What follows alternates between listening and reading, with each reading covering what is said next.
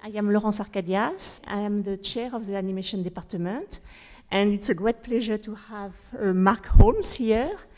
So Mark Holmes and me, so we met a long time ago in close to San Francisco, and so anyway, he's Mark worked for. I spent a long time at Pixar.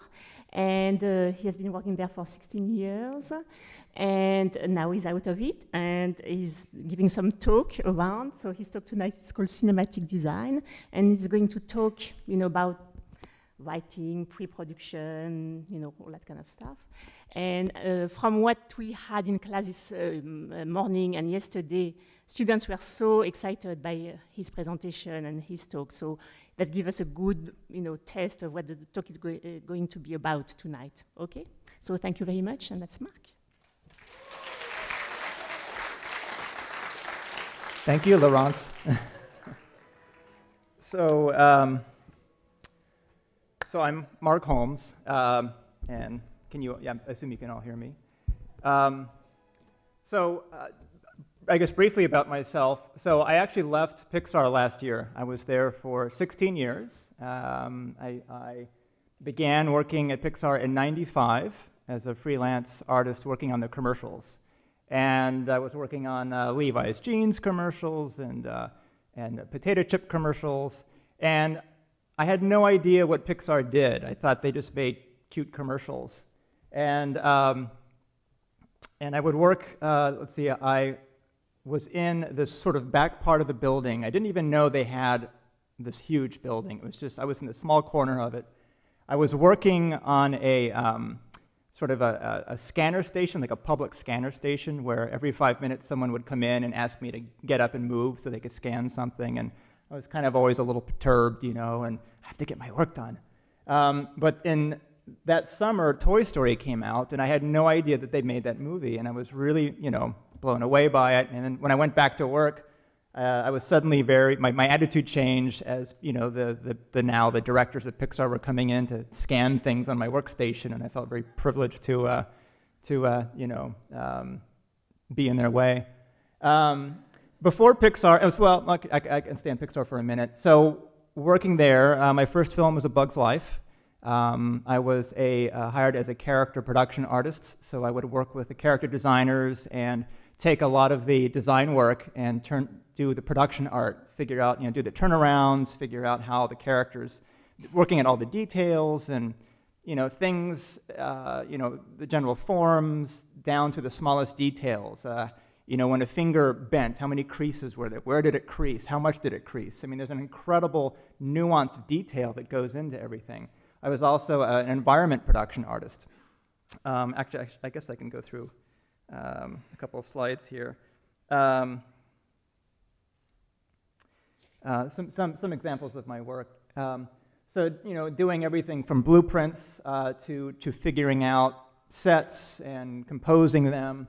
I got to work on A Bug's Life, designing the Bug Bar and Bug City, and I got to go under my house and set up cardboard boxes and lie in the dirt and take pictures of it and try and build a Times Square out of the garbage that we'd stored there. I got to work on the Bug Bar and actually build a scale model and do little cutouts of the characters at actual scale and put in bottle caps and popsicle sticks and figure out how big it needed to be for the characters to do their action. And also because I had a little bit of a background before Pixar in computer games and illustration and graphic design, and I knew how to use Illustrator, I ended up doing graphic design in the films. And so the graphic design are any of the sort of usually kind of type or iconic graphic elements that are on the things, like the labels on the boxes or the Smork label on a Smork can in front of the Bug Bar. So there are a lot of fun things I got to do. I worked on Monsters, Inc., on the characters and environments and graphics. I worked in The Incredibles. I moved more into set design and graphic design. I can skip through some of this stuff here. Here's some examples of some graphics in our films. And when you're looking for the graphics, they're everywhere in our movies. And they're designed to not be distracting. They're either designed to communicate story points or just to provide kind of detail, levels of authenticity that if they weren't there, you would notice something was missing. And then I got to also art direct. I got to production design the short film Lifted.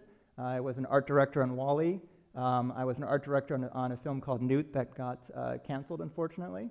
And I've helped on Ratatouille, most recently helped on Cars 2, on Brave, on Monsters, Inc. 2, on Toy Story 3. I did a lot of work.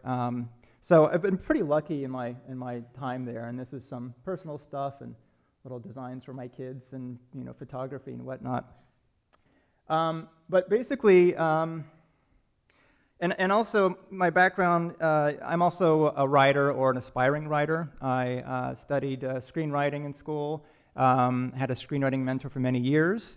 I like to, I'm now trying to write novels. I'm working on those. And so, being at Pixar, being a designer for film, film being a narrative medium, and kind of looking at how things are communicated through film design, it's interesting. There are a lot of parallels to how stories are told as novels and or as comics, and so there's a lot of interesting parallels. And so this talk is kind of my collected thoughts and observations and sort of how they apply, in this case specifically to visual storytelling in cinema, but the principles kind of apply in different storytelling forms. And again, I'm not at Pixar, and we will be looking at some Pixar movies at the end, but this is sort of more of a general overview of how cinematic design sort of is applied in films. And a lot of this I kind of picked up just by watching movies and sort of noticing things and stopping and rewinding, playing it back on those little shiny discs. Noticing patterns and watching movies without sound and really beginning to understand the incredible level of visual communication that's happening. And Pixar is especially very attuned to that. So anyway, this talk is, again, kind of a distillation of these ideas, and we're going to be looking at a lot of film examples and looking at stills. So it's not about kind of breaking down the design process and talking about concept art. It's just sort of about breaking down the frame and the images and the thought process that goes on behind it. So if you want to leave now, you're welcome to. And a lot of this stuff, again, these are things I've kind of picked up. They're principles that have been around for a long time. I'm not the author of a lot of the stuff. This is just sort of me taking the bits and pieces that are interesting to me and kind of putting them together in my way. So I think that sums up that. So what is cinematic design? So it's really about how design choices inform, enhance, or confuse, or dilute the story. All of film, most films, unless it's like a abstract fine art kind of thing, these are narratives and they're telling a story. And the images are there to convey that story. This is a visual medium. And I see a lot of movies where filmmakers they either put a lot of care into making sure that all of the images align with the message or they underscore a message. But I've seen an equal amount of films, or actually more films, where either there's no correlation between what you're seeing and what the point of the scene is or the point of the film. And there are also many examples where the visual design, the design choices on screen kind of contradict the idea. And so we're going to kind of go through and pick apart some things. And I'm kind of a movie snob anyway, so I like picking apart movies. And the design choices, again, it's not about the concept art, it's about everything in the screen. And there are a million choices that go into every shot, down to from the direction of the lighting, the temperature of the lighting, to who knows, the number of buttons on a person's shirt, or the color of the sweater they're wearing, or what have you. So we'll be examining the large and small choices. And really then, what this is, it's all about really understanding what it is you're trying to communicate. So whether you are an illustrator, you're a comic book artist, you're a novelist, or you're a filmmaker, it's like, what are you saying? You really fundamentally have to understand that, and then you have to look at all of the visual design choices and make sure that they are working together. And cinematic design is a hybrid. I mean, all of these films start off as a script, as an idea, a story. And the designers who work on it, the production designers, art directors, the director, these people are interpreting the story into the visual medium. And so we're going to be reviewing kind of some design principles and reviewing some story principles. And you guys thought you were getting out of class today, so guess what? And there's going to be a test at the end. And finally, this is the way of looking at it. This is kind of a craft being about how you use tools to, in this case, tell visual stories. But this is an art form at the same time, and these are sort of suggestions and ways to think about things, but they're not rules. It's because ultimately you are all, whatever your medium, you're all artists, and it's an expressive medium. And these are tools that are really designed to support your art, not for the craft, not for you to sort of sacrifice your art for a craft. And what I'd like you guys to get from this is, just to kind of be able to watch films and be able to appreciate them in a new way, and kind of understanding cinematic design and kind of be watching them with a little more attuned to the design choices and give you kind of a little more appreciation, and also understand how these choices apply to other forms in your own work. And fundamentally, it's separating what you want to say from how you say it. And then I'll be going into some kind of various tools and things that artists at Pixar have used and things I've learned from other crafts as well, as how you can kind of apply this stuff to your own work. So let's get to the boring stuff. Hopefully this is stuff you guys already know. So we got through that. And just for what it's worth, too, this is the third time I've given this talk. And it's kind of always evolving. And the good news is that the last time I gave the talk, there are only half as many casualties. So you guys should be in good shape for this one. So I don't think anyone will get hurt. So visual design. So cinematic storytelling. It's a visual medium.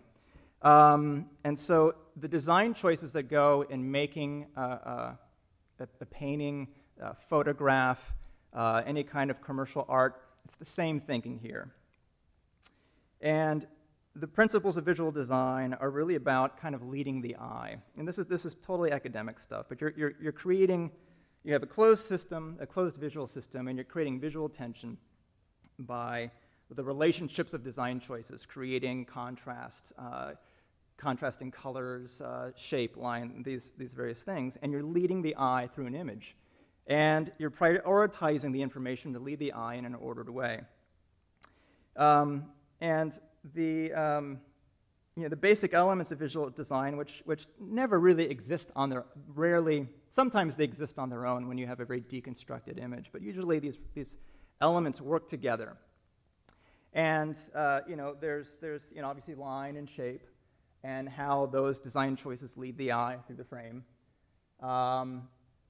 There's value and contrast, and how the eye is attracted to contrast.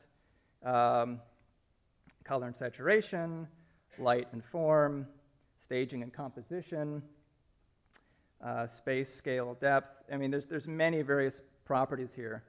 Symmetry and balance, pattern and texture, rhythm and movement, and then sort of the harmony and discordance in terms of evoking a response, an aesthetic response, and then how all these things work together as a composition. And these design principles, these come from this book, Visual Forces, but you guys probably know all this stuff, and you have other books that talk on it. Now, those are images that are creating a visual experience, an aesthetic experience, maybe emotional or visceral, but it's very interpretive. Ours is a narrative form, and so narrative images exist everywhere in art. And you're doing the same thing, but with narrative images, what you're trying to do is you're leading the eye around and you're creating meaning. You're conveying an idea, you're conveying a story within a single image. And you're trying to communicate it clearly. You usually have a purpose that you're trying to communicate. So this is a great image where you're using the composition creates lines. The lines lead the eye to the woman. You linger on her for a minute, and you kind of wonder, well, you know, way she's framed on the end, it's like she's waiting for someone. There's kind of a little bit of a visual tension there, and then if you look closely, there's someone staring kind of over her shoulder outside the window, and it begins to suggest, like, you're like, what the hell's going on here? There's something's happening, and your mind is wanting to kind of fill in a story. And this is sort of narrative storytelling. It's not telling you a specific story, but it's working to tease the mind, wanting to understand why they made these choices. So that's sort of effective narrative kind of design. And Rockwell, of course, is a master storyteller of the visual image. And the way he composes and the way that your eye is led from one thing to the next, you very clearly, very quickly, and effectively get the story. And this is a great one, too. And just, you know, you look at how the contrast on the girl creates the most visual intensity. Your eye goes to her. She's sort of framed. There's sort of a space created, framed by her escorts, kind of leading your eye to that area. You see her yellow ruler. It's pointing back down to the red tomato. You look back up to the tomato being thrown against the wall. And there's this complete story here, a complete message. I don't know what this message is, but there's saying something. Wait.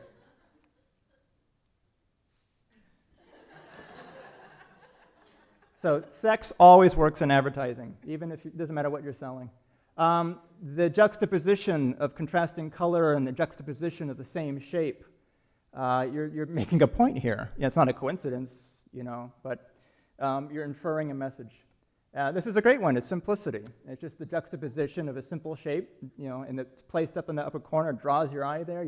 Then you kind of fall to the shadow secondarily, and you get, oh, it's about imagination. And even just, you know, Larson, right? Just master storyteller. You know, you look at the help, and it's like, oh, it's the guy on the island, you know, the survivor, I get it. And you look back, oh, wait, the duck, oh, quack, oh, okay. So it's like you're putting the stuff together. So, and then there's sequential design.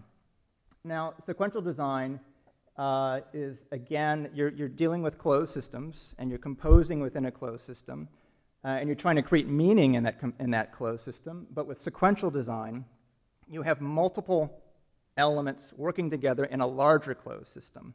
And so you're telling a story, and you have now meaning not only within a frame, but between frames. And you're creating the progression of time. And you know, how you order things and how you choose to represent each frame creates meaning between them. Is this in the same moment of time? Is this in the same moment? Is it a farther moment? Is it a different place?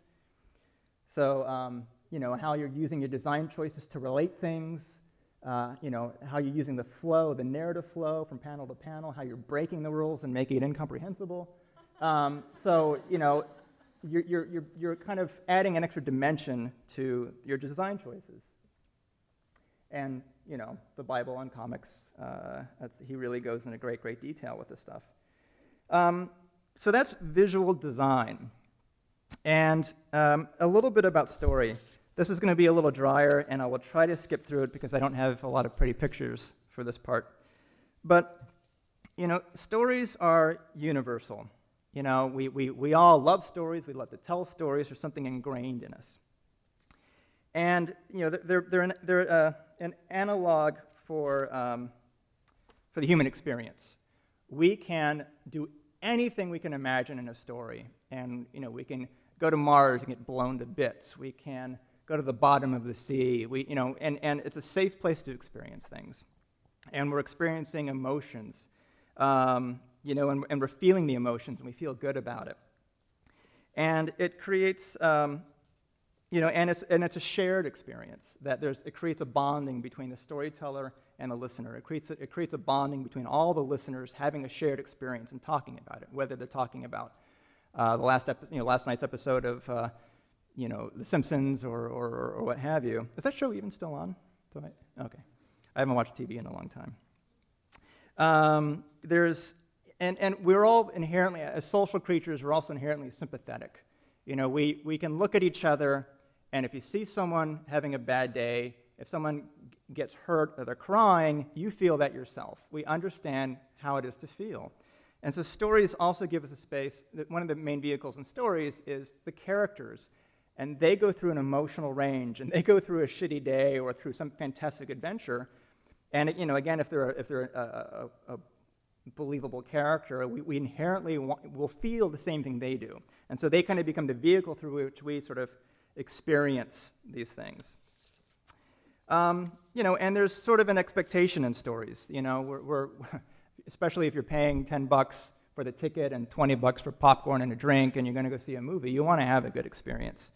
One of the other expectations that John Gardner talks about is that the writer's job, or I think any storyteller's job, is to create a vivid and continuous dream. You want to take people out of their reality, put them in another experience, and take them on a journey. It's like you want to put them in a dream, and then you let them wake up at the end. It's like you don't want them to get into a story, and then you keep distracting them, or the storyteller jumps into the picture. So there's sort of again, kind of an awareness and a respect you have to have for the audience and the experience you're giving them. And then, you need to know, if you're telling a story to an audience, you need to know who your audience is, and you need to know what your point is, what's your story. Very basically, the story, basic elements of story, and there's John Gardner's book. Basic ingredients is the character. As far as I'm concerned, the character is the most important, sort of the primary story element, because this is the person that is the vehicle through which we become emotionally engaged with the story. There's a lot of times we watch movies where it could have the best special effects, but if the character is a doofus, or nothing's believable, maybe you're engaged for the visceral experience, but the minute the movie's over, you forget. But when you see a movie and you really engage with the characters, they stay with you. And you want to stay with them. It's like great TV is all about this. Great TV, the advantage TV has now is you can have storylines and characters that span seasons. And then you can go and get the DVDs. My wife and I do this, and we binge watch shows 5 seasons back to back. And we feel like we're personal friends with the character. And when we're not watching the show, we miss the character, and we want to know, get back to them. So that is an important element. And some things about character, just broad points. Character is action. Character is what they do. All drama comes from what the character does, how they respond to situations or create situations. And then there's sort of characterization is sort of the character, is sort of how they appear, or what they think they are, or what they tell people they are. So there's this, in great story writing, great character development, there's a gap between the characterization of how they present themselves and how they really are. And there are some good books on character. The character represents sort of the what I call the interior dramatic forces. Actually, I don't even know if I came up with that. But we all, human beings, we all, I didn't just come into existence today the minute you saw me. I actually had a life before this, and I'll probably have a life hopefully after. And the characters on screen, again, successful characters, have a sense of past.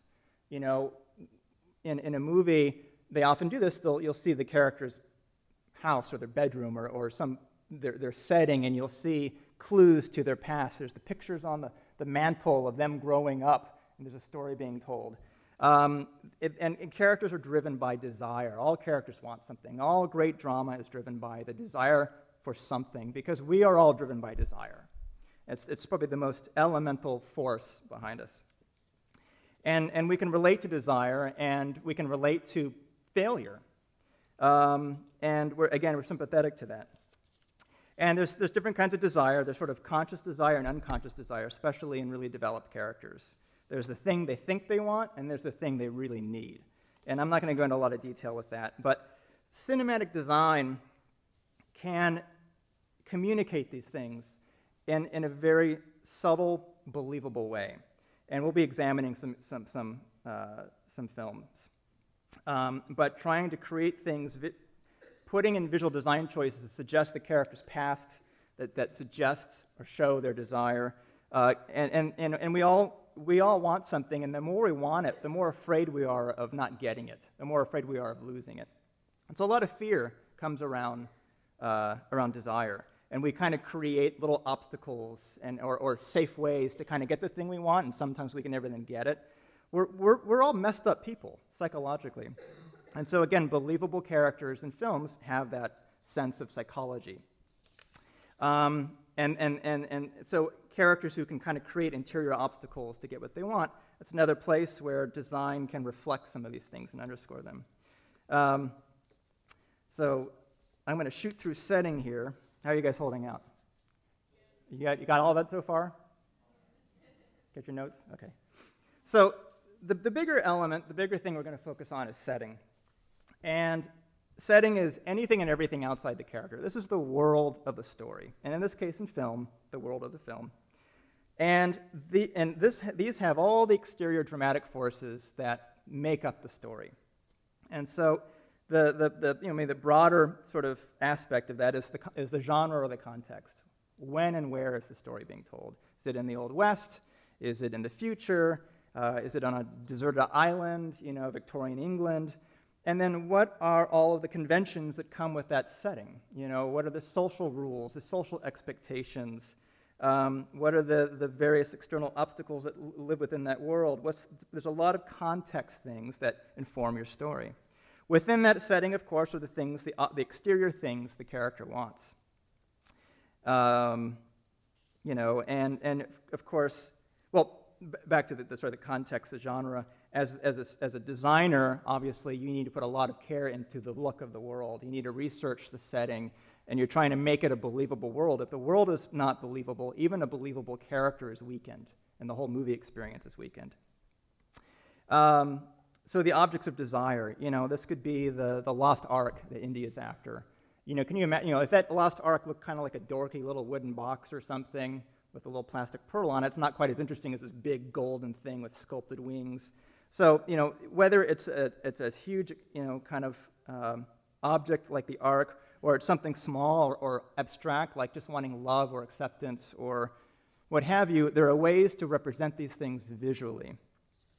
So you've got all the obstacles in the way of the thing you want, and you have all the external forces of antagonism, like the antagonists and any other forces whose role, who are vested in the character failing to get what they want. So the antagonist is sort of the classic characterization, classic personification of antagonism of oppositional forces. Sorry, this is kind of abstract here. But in dealing with an antagonist, the more powerful the antagonist is, the greater the threat to the character, the more sympathetic we feel for the character as the underdog.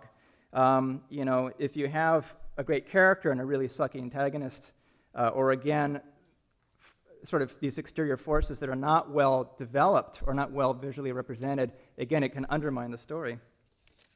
The plot really, in my mind, the plot is sort of the collision of the character and their interior forces, the things they want, the things that they're afraid of, and sort of how they deal with that fear, that colliding with the world and all the exterior stuff, exterior goals and obstacles. And you get that character in that setting, and they collide, and the plot comes out of that. A couple of other brief things is sort of the form. The form really informs the story. If it's a comic book, a novel, 2-hour movie, a 4-season TV show, that informs sort of the structure, the dramatic structure. And dramatic structure is kind of a key thing that visual design that it references. Dramatic structure creates kind of a guideline that you can map design choices to, and we're going to be talking a little bit about that. And in the case of cinema and films, the structure, and most of you probably know this, there are the largest sort of unit, dramatic unit in a film is the act. And usually, most movies are usually 3 acts, where you have a character introduced, you have kind of a turning point where either something is taken from the character, somehow their world is shifted, and they now need to fix it. and they then go through the story trying to fix it, and then they confront the thing, and either they win or they don't, and then the story is kind of resolved. And so you can look at any of Pixar's movies or most films that kind of abide by that. I'm forgetting the Nemo, Finding Nemo. Marlin, is that the dad? Marlin loses his son. He feels awful. He wants to get his son back. He's going to face every obstacle he can to find his son, and then he's reunited, and they're both kind of strengthened by the experience. There's a lot more detail about this. Robert McKee has an amazing book called Story. He lectures on this if you guys aren't familiar with him. So if you're interested in dramatic structure, I think I've got his thing here. There's his book. So you have kind of a dramatic structure, and what you can do is you can kind of map out a story in terms of kind of dramatic intensity. And this is an example of where this does not map to anything in particular, but the idea is that you have kind of a range of intensity, dramatic intensity, and then time. And McKee goes into this quite a bit, and many other screenwriting people do too. And there's an event, maybe in the first act that something bad happens, and then the character has to deal with that, and that creates a lowering of tension, but then things get worse, and so you have these various kind of climax points, and it gets to the very last climax, then the movie's resolved, and it kind of drops from there. And I'm not going to go into too much detail here, but this map kind of represents a way, this is sort of a point we'll come back to in terms of assigning design choices. So now we can get into some other juicier stuff, for those of you still with me. So cinematic design, fundamentally it's the relationship of image to story. And whether it's written or spoken, it's how you convey the ideas and images in the viewer's mind, or how you show it on the screen or on the page. It's the visual proof to a storyteller's argument. The basis for all design in film should be the story, and it was very much that way at Pixar. And then there's the blueprint, and then design is kind of built up around that. Again, there's so many design choices that go into the screen. Each one of them can be examined for an opportunity to communicate something. And that's not to say that every single choice in an image has to say something, because then you're becoming incredibly pedantic and obvious, and you're distracting the story with your design choices. It's sort of, you're being more mindful of what's the point of the story, and where are the right opportunities to support that idea, and often in a very subtle way, so that it's moving the audience emotionally and not intellectually. And cinematic design now, sequential design has the impression of time, but cinematic film, it has more real time. Where you have scenes, pictures, we have one frame, but the picture keeps changing in the frame. And this allows now design choices. You're not just designing for a locked frame, you're designing for a shot, and in a shot, design choices can change from the beginning to the end, and likewise from shot to shot to shot. So you have a much more organic thing, and that is getting into progressive design. And a great book on progressive design is The Visual Story by Bruce Block, and he kind of calls it the principles of affinity and contrast, where he really takes, again, the same design principles and just says they change across time. And he shows how to map the drama of the story to design choices. So in this scene, it's about the characters feeling increasingly trapped. They get off the phone with their spouse, and they're feeling boxed in there. No, I'm not suggesting anything. They're at the office, and they're being kind of reined in by their boss. And so visually, you can suggest the character being boxed in by pulling the camera out of the door, and so the door frame is kind of closing around the character, or how you light the character, or what have you. I don't know what that had. Oh, so that's an example where the scene can start feeling really open, and as the camera moves and as the drama of the scene unfolds and the idea of him being boxed in, he can become gradually more and more boxed in as, you know, again, as the composition changes or as the lighting changes or what have you. All right, so let's get into some pictures, because you're all visual people.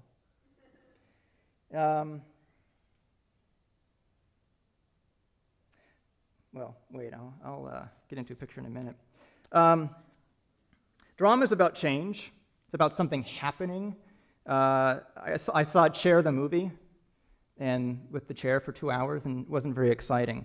You know, but when someone came and sat in the chair, it got exciting. When the chair, you know, got up and dumped the guy out, that got exciting. So drama is inherently about something happening, some kind of change. And again, design is there to reflect that change. And you want to, and what's also important as a cinematic designer is having dramatic clarity. Fundamentally, what this is all about is understanding what's the movie about thematically, you know, what's the story, and then breaking down into those dramatic units, the act. What's this act about? Within the act, what are these sequences about? I kind of skipped over that, didn't I?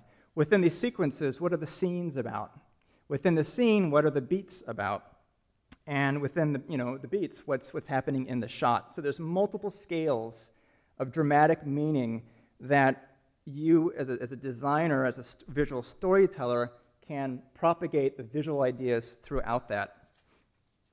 But you have to know what each of these moments is about. And film, because film is a continuum of image after image, and you're seeing a lot of stuff on screen, especially if you're watching Transformers or some Michael Bay movie, and you're getting inundated with imagery, the mind is having to process everything. And so it's, as a designer, it's like, so Pixar adheres to sort of the belief, the philosophy of like one note at a time, one idea at a time. Give the audience a chance to get something and process it. Also because we tend to cater to a wider audience range, like we want kids to be able to get it, we want adults to be able to get it, but that creates a real visual and dramatic clarity in every scene. And we look at every single shot, every single scene. Are you getting it? Is it clear? Is it clear? Are you following? Are you tracking?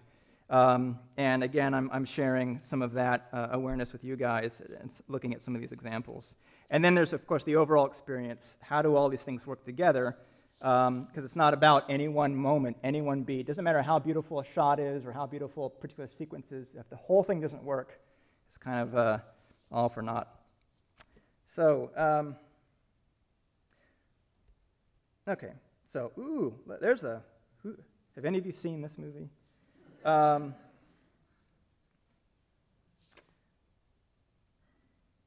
I got a lot of notes here. How are we doing on time?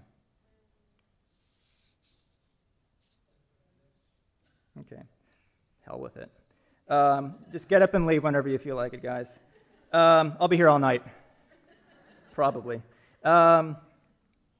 So, as a designer, and I'm kind of speaking from the viewpoint of a, I guess more of what Pixar calls a production designer, the person who looks at the movie and is responsible for designing the whole film.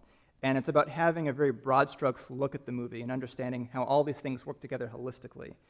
And what production designers bring to a movie, and all film production designers or art directors as well, is they're bringing a design logic. And some designers are really very conscious of a design logic and how it communicates things, and some cinematographers or production designers kind of don't care about design logic. They don't want to have the artifice getting in the way of the rest of the stuff. And so you'll see a total range of thinking that goes into each film. And even the production designers at Pixar are wired completely differently. And their approach, one production designer's approach is very naturalistic. He loves to study light. He loves to understand the physics behind light, the nuances of light. And so he has a very naturalistic look to his films. Other production designers are more interested in a little bit more formal thinking in terms of how color and shape and other design elements shift consciously through a film to underscore story. Other production designers are just, you know what, I just want this thing to look good. It's not a lot of ideas behind it. Just make it look good, make it work. And it's even more expansive out in the world in live action and other studios. But we'll be talking a little bit about sort of design logic and how you can have a color language, you can have a shape language, you can have a camera logic or use of lighting. Basically, any of the design choices can become a vehicle to convey meaning.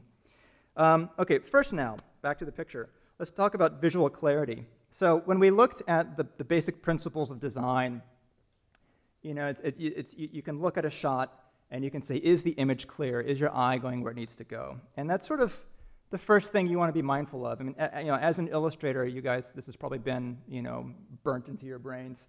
So, here's an example. The Star Wars movies provide, and I hate going to this because it's just so like, yeah, everyone's seen it. I mean, it's a very common thing, but there's an interesting evolution in George Lucas's work, where early on, there was a real sort of attention to clarity, and maybe it's because he didn't have a huge budget. But an example of the scene, it's like, what are you looking at? I mean, obviously the big guy in the black cape and the black helmet on his head, and everybody else is white. The ship is white. I mean, it's just as black and white as you can get, but it really works. Even here, you have very compositionally, he's framed in the center, and you've got this sort of little bit of asymmetry here, but you've got kind of these mirrored images, and it's just a very simplistic way of framing the character. And so, you can tell, okay, he's choking the hell out of that guy, and this is great framing. It's like, let's have this giant arrow pointing at the characters. Look there, and so these are just simple tricks to lead the eye to make the image clear. You notice like how Luke, if they had framed that camera a little higher, his head might be kind of sort of having a tangent with the top of the canyon there. So they kind of framed it to get Luke kind of a clear silhouette. I mean, you have a similar value range with what he's wearing in the background, but still, it's when you're watching the movie and they're moving, it's much, much clearer. But just compositionally, this is a nice, clean, simple setup. This is a bit more of a harder thing to read, because you have kind of this character who's black on black, but it also works because there's a contrast between everybody else. All these dudes are in their olive green suits, they all shop at the same store, and they all called and coordinated today, and then you got Darth Vader, and he's decided to dress up the same way as the ship, and so there's sort of this disconnect between them and him, and it separates him from them. It creates a kind of a visual relationship, but again, compositionally, it's pretty clear. I don't know if you guys know about the rule of the thirds also. It's a compositional rule that by framing things sort of at the third, if you divide the screen into 3 columns vertically and horizontally, the sort of corner points, within the first third, top or bottom, it creates kind of a point of visual interest. It creates sort of a dynamic tension your eye tends to be drawn to. I don't know what the rules are behind that psychologically, but it's sort of a convention that works. And you'll often see in shots like this, characters composed on one of the thirds. In this case, Darth Vader is on the right third and kind of the upper third, the power point or whatever they call it. So George is getting, more money and power, and his, actually, to be less cynical, his films are becoming more complex. He has a larger toolbox. He has a lot more to play with. And what began happening is that I think he wasn't paying attention to clarity, to simplicity. And you have a composition like this in a way where you have a character with an interesting outfit, and she's the focal point of the shot. She's not quite framed on the third. She's sort of, I guess she's framed in the middle. It's kind of distorted from this point of view. Yeah, she's framed in the middle. But she's occluded behind this big chair, and her clothes are the same color as the chair behind her. So all you're really reading is just sort of her in this chair. You're not getting a lot of visual interest from that. And then you have a lot of these other characters here kind of, composed in a way where they're not very interesting. There's a real symmetry here. Some of the characters are in front of other characters. it's kind of a weaker composition. And I was thinking maybe that's the point, because maybe they are weak and their government's ineffective, so maybe that was purposeful. But then you look at a shot like this, where here our Jedis are having this talk with the king, blah, blah, blah, or whoever. And like, what in the hell are you looking at? I mean, just from a visual standpoint, okay, you got these snotty, drippy brown things and these little lights, and then you got these guys wearing these kind of blobby robes in front of the snotty brown things, and it's just like, what? I mean, what happens, I think, is that these scenes, the way that I think they tend to work is they've put a lot of attention into cool designs, cool things in and of themselves are really cool and detailed and intricate. But when you put the characters in there and you light it and you're trying to tell a story, all that coolness and all that detail, it gets in the way of the story. What happened to just telling a story? You know, because I'm not gonna. I gotta control my cynicism here. I'm sorry. So you know, going back to some basics, you know, quintessential, the most amazing sort of director in terms of visual clarity, of course, is Orson Welles. And he, you know, I don't know if he wrote the book on this stuff or he just was taking all the tricks that he knew, but he would compose these shots so masterfully, where you look at how they're framed. And, you know, first of all, you shoot this, normally you'd just shoot it straight on, like, you know, eye to eye. But no, he's getting down on his hands and knees, on his butt, or the cameraman's getting down there, and it's not Orson Welles, I mean, it's the cameraman getting down there shooting Orson Welles. And it's framed in such a way that you've got the what do you call it, the trim up in the ceiling, these lines going right to his face. And you've got these graphic elements behind him that are also kind of mirroring the directionality. And it's just like, look here, look at me talking. I'm important. I'm the first thing you should be looking at in the camera.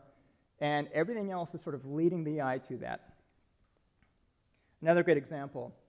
First thing you look at is him. You've got this long line pointing up at him. You've got the sign of the K pointing at him behind him. You've got his eyes creating an eye line of him looking to the KANE sign and to KANE over there on the stage. And then you've got, again, these other directional lines framing it and creating the space. And it's just really clear visually.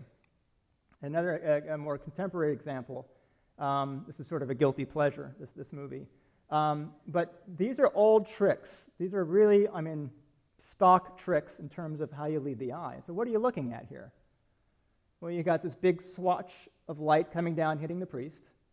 And you got the spotlight on the cross behind him. And just looking at the picture, it's like, okay, you know who the guy is. You know, I mean, there's a lot of kind of just 1 + 1, oh, that equals 2. Okay, he's a priest, he's a missionary. He's in this sort of Spartan office. You know, another example of, you know, they didn't need to do this, but they put light from the window right on the guy's head. And in a way, it just creates more contrast there. It frames him. It makes it a focal point. And so you have sort of 2 focal points now, the 2 heads. And another great example of just using light to create a line. So these are just very simple compositional tools.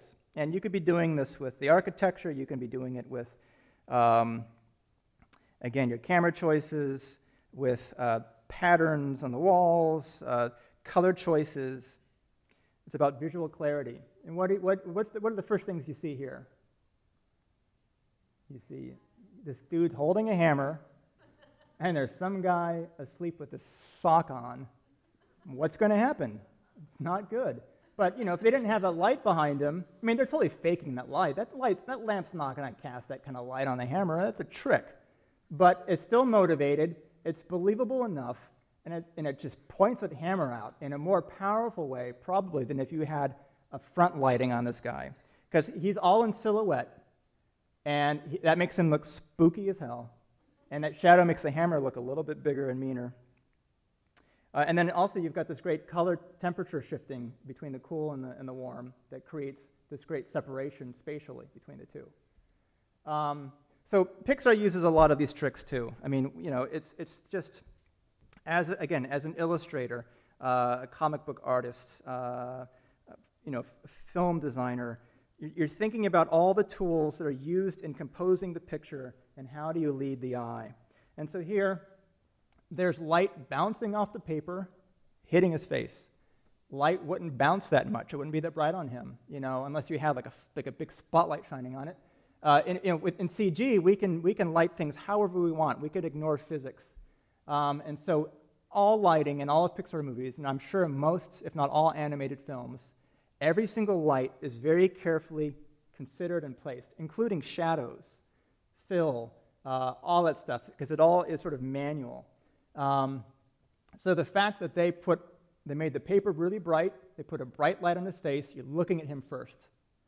And then you can kind of follow these sort of louver lines down, and you see him he's lit too, but he's not as bright. He's not competing, so you're going to look at him second.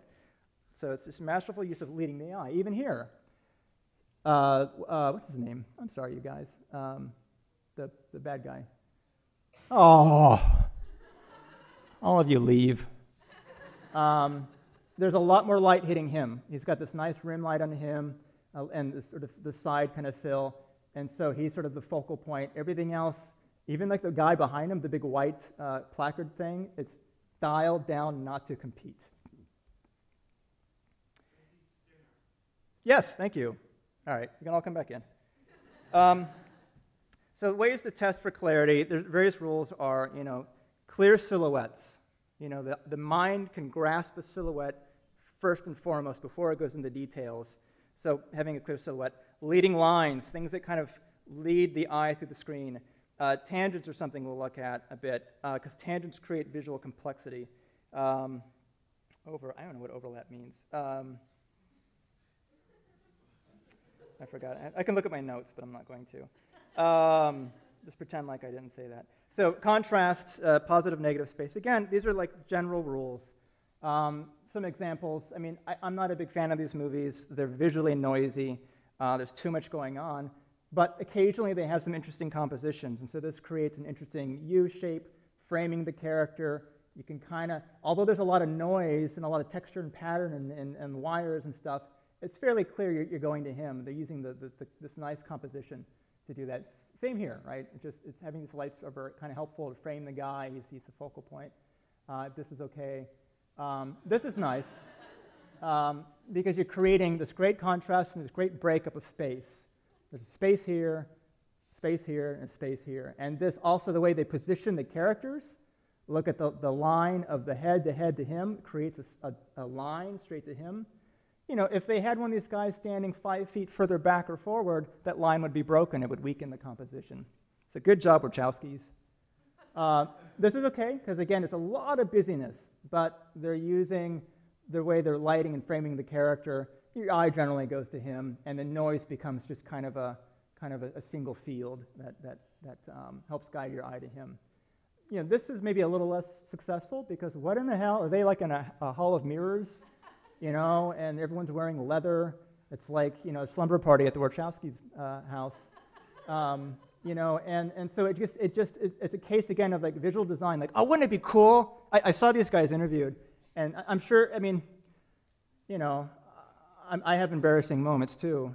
But seeing them interviewed and seeing the choices they were making, it seemed like they were really motivated. Like they're total fanboys. And they make fanboy movies, and apologies to fanboys, the world over.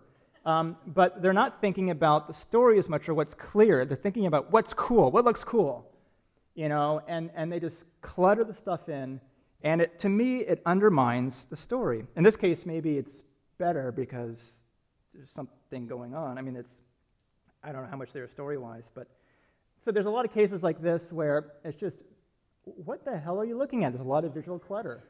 Everything's got the same texture, everything's got the same kind of ambient kind of light, it's all this gobbledygook. Maybe that's the point, I guess, I don't know. But the whole movie, a lot of the movie was like that, and it kind of boggled my mind. So in animation you control everything. And robots is another example of, they had some phenomenal design work. I mean, I work with some of these guys. They're amazing designers.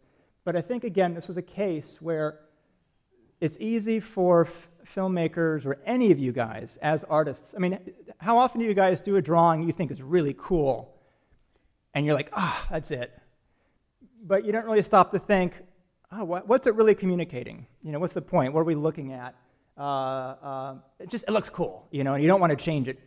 And I think that's kind of what happened here. They got caught up in a lot of cool designs. And also in the CG medium, there's a lot of designing of elements in isolation that by themselves, we were guilty of this at Pixar. We would always do this. We designed these things that look really cool by themselves. We approve them. And once you put them all together, it looks like shit because your eye wants to look at everything because it's all so cool. And robots to me is an example of that. It's just, what the hell am I looking at? You know, what's the scene about? The scene is introducing the character for the first time. He's an inventor. He's inventing the comedic sidekick. But what I mean, like, I mean, again, we're cheating here because we're looking at these in a still frame, and it's unfair, really. But if you watch the sequence, you watch it in motion, it's still hard to follow. You know, every single shot has so much visual clutter behind it. This is the scene where he meets this dude, I don't know his name, for the first time. And it's just like, okay, and Robin Williams is doing his thing, and then there's just all this visual clutter behind it. And it would, I mean, they could have just even, the way that they lit the background, the color choices they use in the background, like red against red, I mean, there's a lot that you could do to separate the character. And when we look at the Pixar films, you're going to see how they make those different choices, and every subtle choice for clarity just adds to the impact of the story, of the messaging. Okay, so I got a cool idea. We're going to have this character, and he has all these curly lines, and we're going to put him behind a table that has all these curly lines, and then we're going to give him this really curly straw, and then we're going to have a curly couch behind him, and no one's going to know what they're looking at. And it's all going to be the same color. You know, again, you know, they could have used a color light behind it to create put a little more like a cooler color behind there, make him a little warmer, separate them a little bit, put a little more of a shadow back there so his value pops a little bit more. Or you know what? Just take the damn couch, move it over 10 inches so you're not looking at the curly arm, and it's not going to compete with all the other curly stuff you should be looking at. So they're very subtle choices. Hello. I mean, this is simple, but everything's the same color range. And again, it's like, they're cool. I mean, I really love the designs in this movie. I have the Art of book. But it's like, it's just, when you're telling a story, there's so much to look at in a movie, there's so much to take in that, you know, you just giving the audience a little bit of time to process goes a long way, again, in adding to the sort of the experience. This was a beautiful moment in Robots. It was a musical moment, and they're doing the kind of quintessential musical number, like the old, who was it, the Busby Berkeley films. And the camera's pulling up, and you have all these conveyor belts going around the character, and she's singing and twirling. And it's a fantastic little homage and a wonderful moment. But where in the hell is she? She's the same color as everything else. I mean, all they had to do was put a warm light down there so that your eye would know. I mean, they have her fire. She has a little bit of this glow in her head, but it's so small that you kind of lose it. And it wouldn't take much just to really pop her more and to make that moment, again, a little more visually effective. Here's one good shot. Clear silhouette, clear color separation.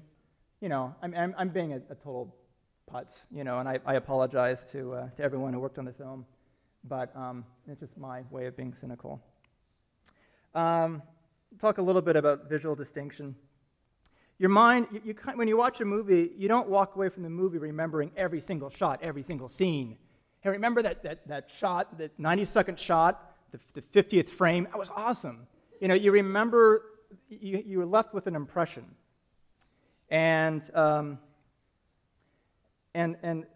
there's this film, The Proposition, has such distinguished, carefully constructed, different visual motifs and visual rules for each different location in the film that your mind can instantly grasp, one, where you're at, but you remember these moments because they're so visually distinct.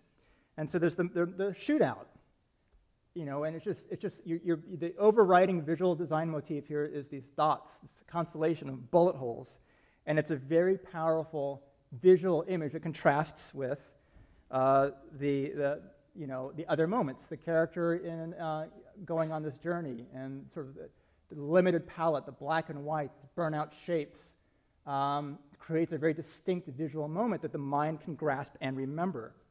You know, this progression to civilization, and how carefully constructed and designed these scenes are when you're going through town. Everything is these white boxes. And you go into town and everything is framed and boxed. Oh, I'm sorry, we'll come back to that in a minute. The jail cell, it's all about these linear motifs, the bars. You know, there's a lot of range here. So in town, everything is boxed in, the way things are framed inside doorways.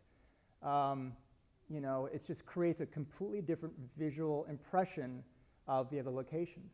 It also makes it easier for your mind. When you go back to it, you kind of know instantly where you're at because of the rules they're using. The sort of the shape language, you know, of the environment. I'm going to just skip through these really quickly. And then you contrast that to these people living. This is the sheriff and his wife, and their home being kind of an oasis, and they're trying to assert civilization here and rule and order in a very chaotic world. And the motifs of the house and the color scheme and what it means, very distinct. And we're going to talk about meaning later. These shots are filled with meaning. I couldn't decide where to put these frames in the talk.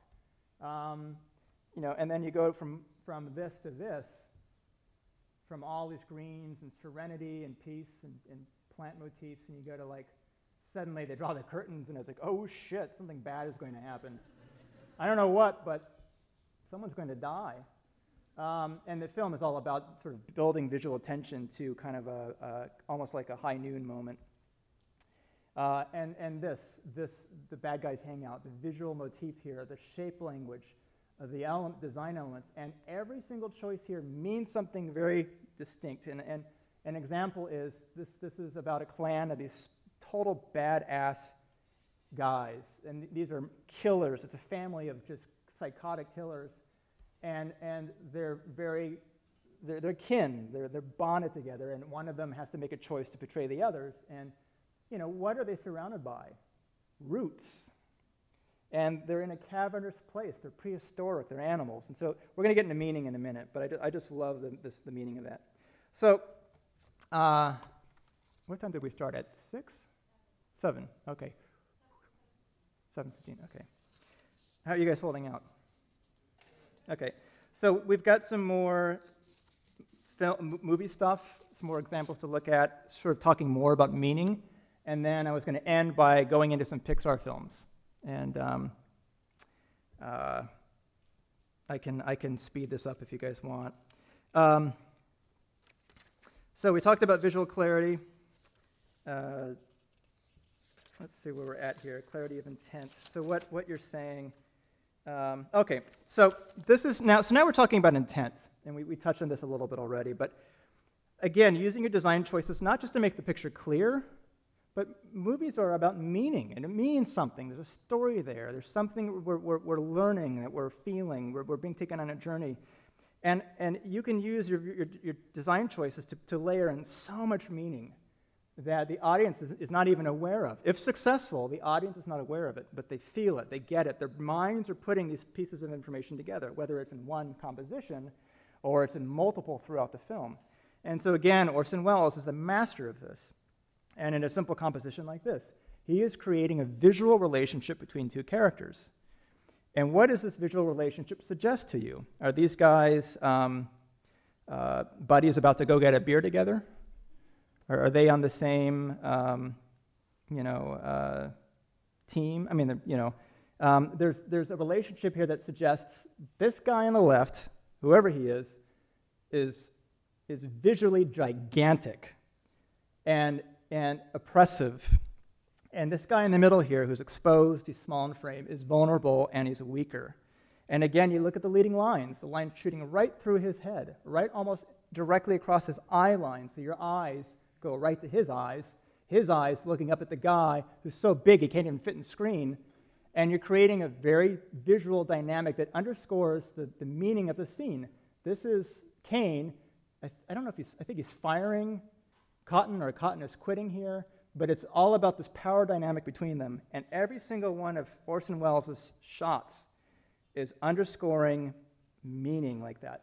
This is Kane's first wife, and she, or second wife, and she is oppressed by this multi-millionaire, and simple composition, she's completely boxed in. Clear visual relationship, both visual clarity, because you look at the eye line again, clear line from person to person to person, but they are staged in this order in terms of sort of relative interest and power in the scene. And Charlton Heston is the DA, the Mexican DA, of course, and he's holding the dominant position here. But it's about their relationship.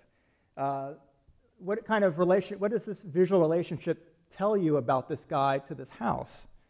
This guy is a threat. He's almost as big as the house.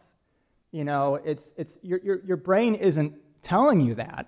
That guy is huge.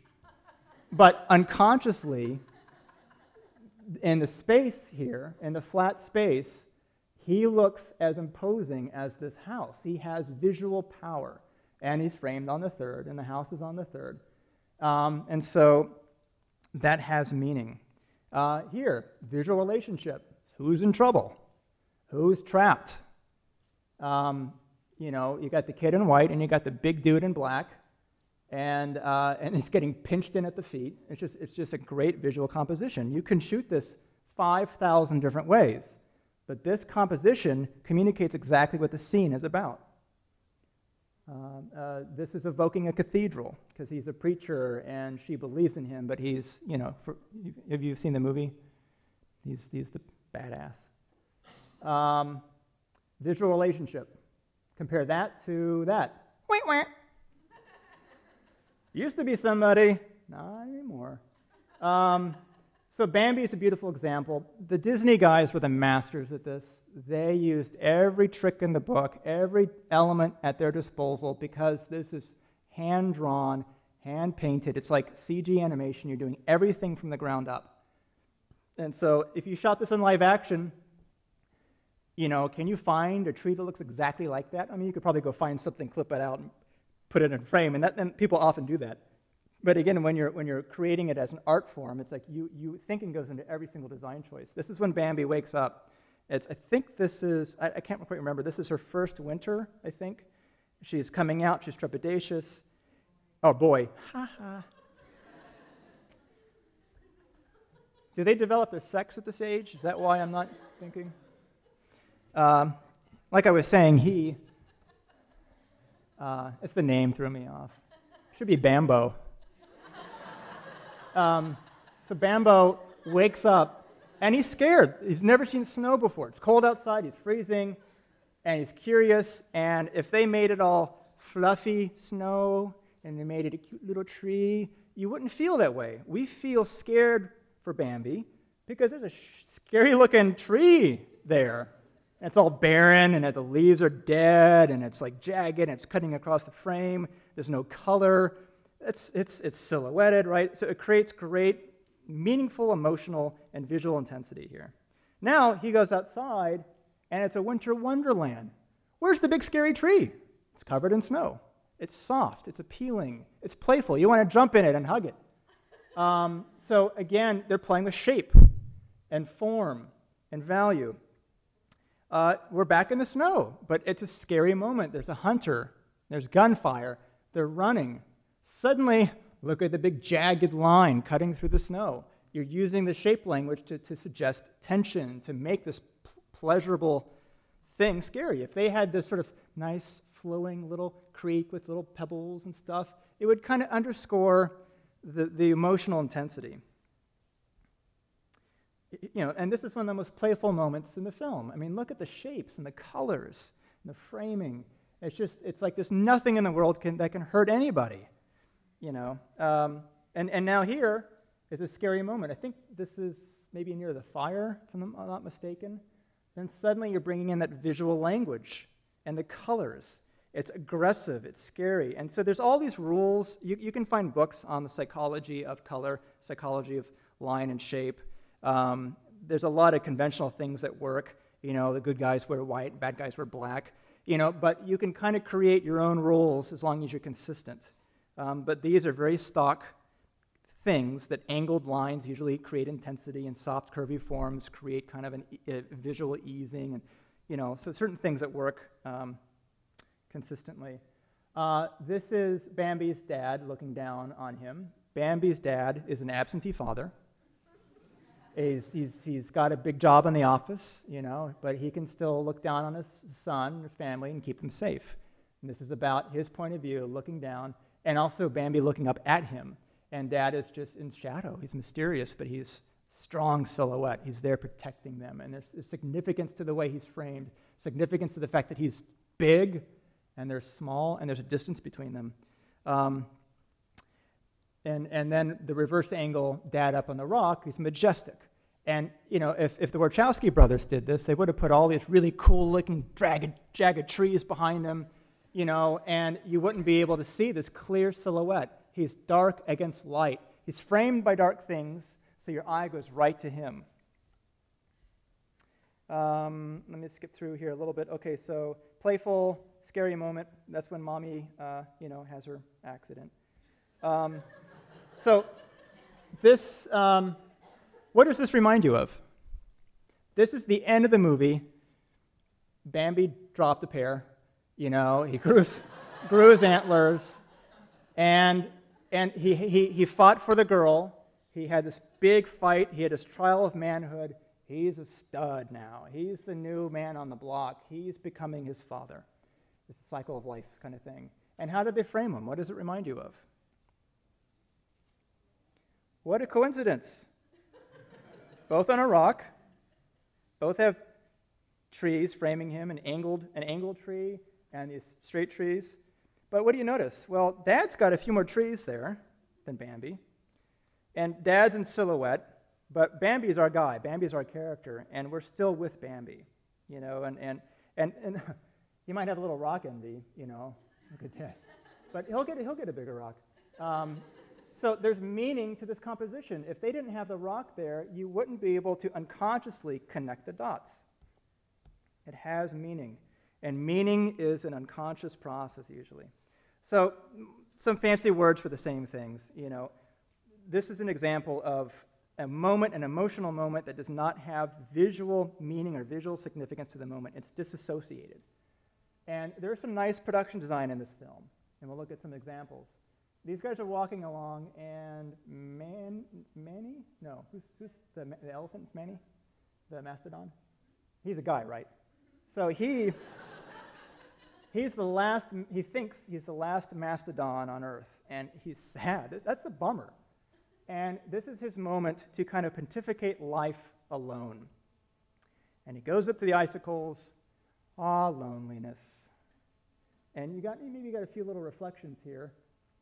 And maybe it means something. I mean, I was thinking, well, maybe what they were going for here was he's looking at other mastodons, wishing there were other ones.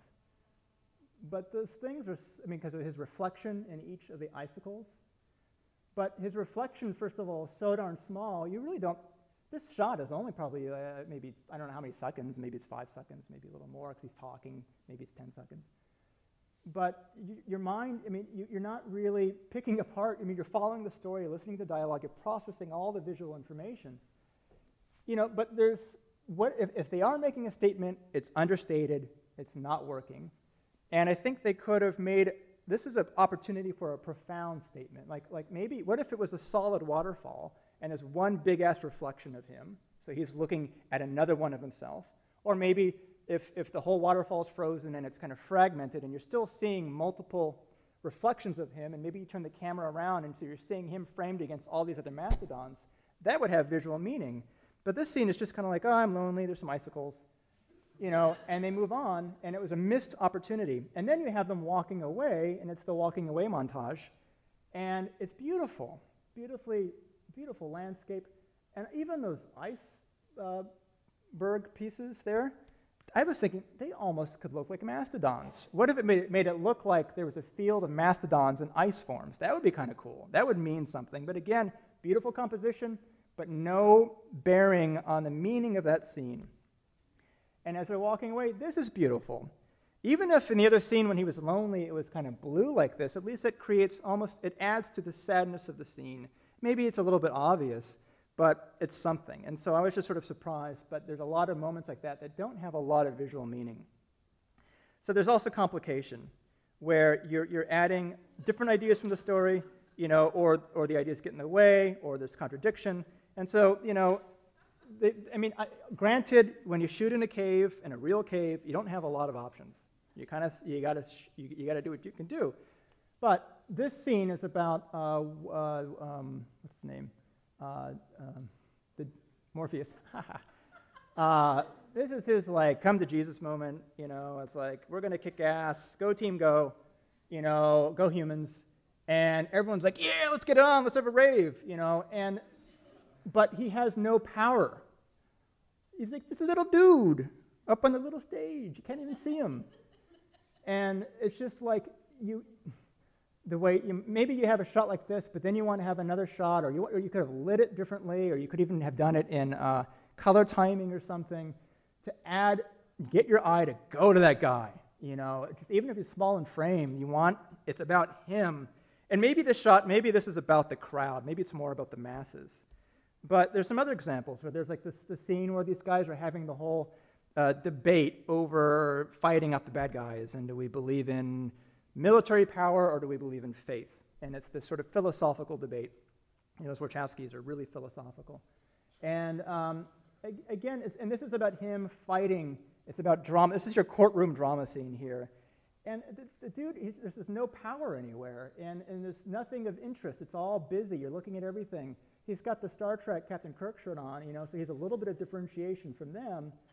But, you know, to have lit him differently, to put a little less lighting in the crowd behind him, to get him to pop more, to frame him a little different. I don't know. I mean, maybe, again, it's about him being weak, but just the message is not clear. Like, what? It's just there. We'll just put him on, film it, okay, cut. All right, next. So the scene, it could have more power. So that's the clarity of intent. It's the gap between what you want to say and how you're saying it. How the images relate to story. So, two Willy Wonkas. You know, we can do kind of a compare and contrast, and they each take different liberties with the book. And so I'm not going to linger too much on being true to the book. I'm going to be talking about the intent of a scene. So this is just the opening credits, the opening title sequence to both of these movies. What is this about? What are they making? Chocolate. Ooh, cocoa beans, cocoa powder. Reminds me of hot chocolate. Ooh, chocolate syrup, yummy. Oh, Newton, or whatever that is. Kisses.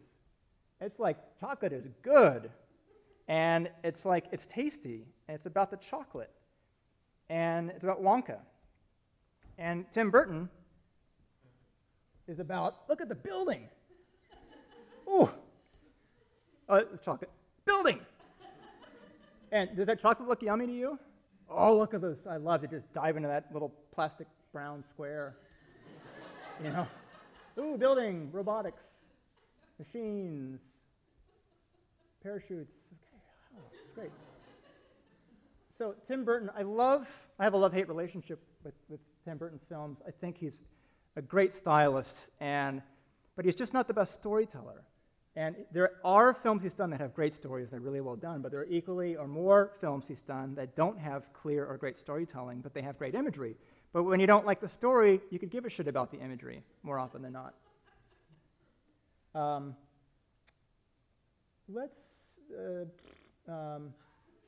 We can skip this. Yeah, sorry. Okay, let's go back to Willy Wonka for a second. So again, intent. So I love Gene Wilder, and I'm completely unbiased. This movie, though, so this opening scene is not really in the book, but in Tim Burton's version is very loyal to the book. But the book aside, what are we watching on the screen? What's important to us? These scenes are about introducing Charlie. Charlie's the guy who's going to be the main character through the whole movie, and we better like Charlie. Who is Charlie in the original? This is a great setup. It's, oh, look at the time. School's out. Kids are running. They're all happy and gay. School's out, running down the street. They're all going to the candy store. Wow. And then they go into the candy man, And they're as colorful as candy. Candy is colorful. It's like this, and they're excited to be there. It's a candy party, candy rave. This is like the rave scene in Matrix 2. But PG, or G. And they're dressed like candy, and they're happy, and the Candyman's singing them a song, and he's just doling out free candy. Everybody is just, woo, rolling in it. Candy is awesome. Sugar. Oh. Charlie is broke. He's locked out. He can't even come in the building. He's sad, and he just wants candy. And oh well. Oh, he shrugs it off, and then he goes to work. And he gets paid money. I'm going to go buy me some candy. Runs off, and he's delivering his papers to everybody, running off, doing his job. He's throwing his newspapers in a landing in baskets. It's really cute and funny, and he's good at his job. He's working hard, runs by the Wonka factory and stops. And he's just like, oh. You know, it's not even so much about the candy, it's about Wonka. Goes home. Wait, he didn't go to the candy store? What did he do with the money? He uses money to buy his starving family bread. He's the breadwinner in the family, this guy. And everyone's happy. He's giving them bread. Gives mom the change. Why the hell didn't he go buy some candy with the change at least? And then, with the money he's been saving up, he bought Grandpa, was it cigarettes? Or no, pipe tobacco. This guy is like Mother Teresa. He's a good kid. I want to give him money. And he's sweet to them, and they love each other, and Grandpa wants to make it up to him. He's like, no, Grandpa, this is for you. I love you so much, I want you to smoke yourself to death. And so here's Tim Burton. So Charlie runs home. So I'm sorry, the kind of topic of this talk that we skipped past is showing versus telling. Visual exposition versus just exposition. So what Tim is doing, and it's also where your emphasis is on, what you're saying. Charlie comes home to do his homework. Well, that's good. He's probably a good kid if he's doing his homework.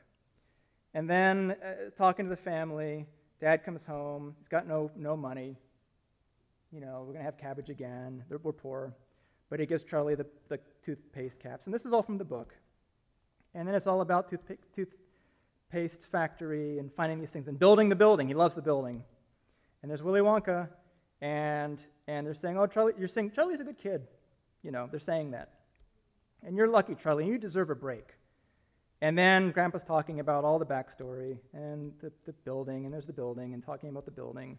And then there's the story about the other building, and the chocolate building, it melts. And there's the factory building, and the story about what happens in them. And there's all the building, and they have to say goodbye to the building. And Charlie's sad, and they go down to the building. And then Charlie looks out the window, and aw, the building. So through the whole thing, we're told Charlie is a good kid. We're told that. He did his homework. Okay, I guess he's good. But the other Charlie was pounding the street, earning money and giving it to his family and being good. It's in the action. And the fact that he was deprived, he couldn't go in the candy store, makes you sympathetic to him. They showed nothing here to make you sympathetic to Charlie. And it's all about, look at the cool set design. Set design. Sets. Sets are character. The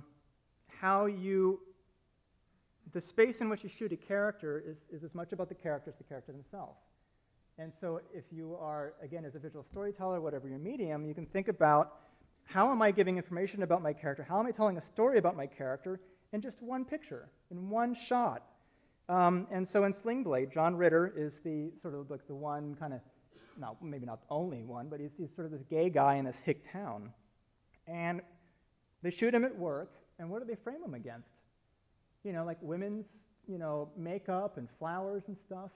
They could have shot him up against, you know, basketballs and baseballs and hockey gear. They could have shot him up against the cereal aisle. None of those, whatever they meant, the opposite message meant nothing, but this sort of means something. And this is sort of, representative of his character that he's hiding and that he's fearful of in this town.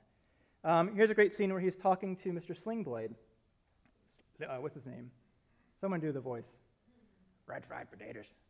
So there's a dialogue scene between the two of them. He's talking, and I don't know if he's talking about, the undercurrent of the scene is about how different he feels, that he's homosexual, he has to hide it. People kind of know he is, and it's this unspoken tension. And as he's talking, these guys behind him in like the hunting cap, these are manly men behind him, they keep looking over their shoulder at him. They didn't have to be there, but it adds meaning. It proves the fact, that's why he's uncomfortable. These guys are over his shoulder, they're always behind his back. And then you flip the angle to, what was the guy's name in Sling Blade? Who's kind of, I'm sorry? Well, yeah, I was thinking of the character, but yeah, Billy Bob. And Billy Bob, he's not he's missing a few, whatever metaphor you want to use for kind of being, mentally handicapped. And they're having this very heartfelt conversation. He's confessing his feelings to the guy, and you cut to him. What's behind him? Ice cream. And he's a simpleton. He's a child. And they didn't have to have, I bet you when they shot this, that ice cream wasn't on the window. They put it there. It underscores something about him. Little Miss Sunshine, beautiful movie. He wrote Toy Story 3. And he won the Academy for this.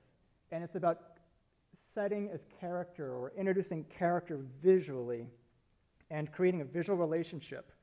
Her in front of the TV, her looking at the TV. If she was sitting in front of it, you'd go, oh, it's a girl sitting in front of a TV. You wouldn't, but you're making these two parallels. They're almost the same height, almost the same volume, kind of framed there. She's watching the TV. She's, obsessed with what's going on the TV. And what's she watching? Miss America, or Miss whatever state that was. And she wants to be that. She's standing, not even sitting. She's practicing her victory expression. I've won already. And the movie is about her competing in the beauty pageant and wanting to win. The dad is a public speaker. He's doing this whole seminar on being a leader. You don't give up, you do your best. Like, he's a power speaker. He's like me, but maybe a little better. And he does this big empowering speech.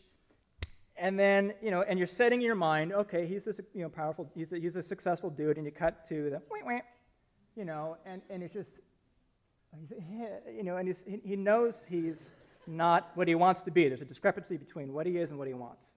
So you kind of get a sense of what he wants through the story. The son, the angry, rebellious son. Does he have My Little Pony in his room or colorful things? It's all black. This guy's a nihilist. He's angry, he's rebellious, he's working out, he's wanting to fight something, he's counting down the days. This guy is going somewhere, and he's probably not going to be staying at home much longer. Gramps.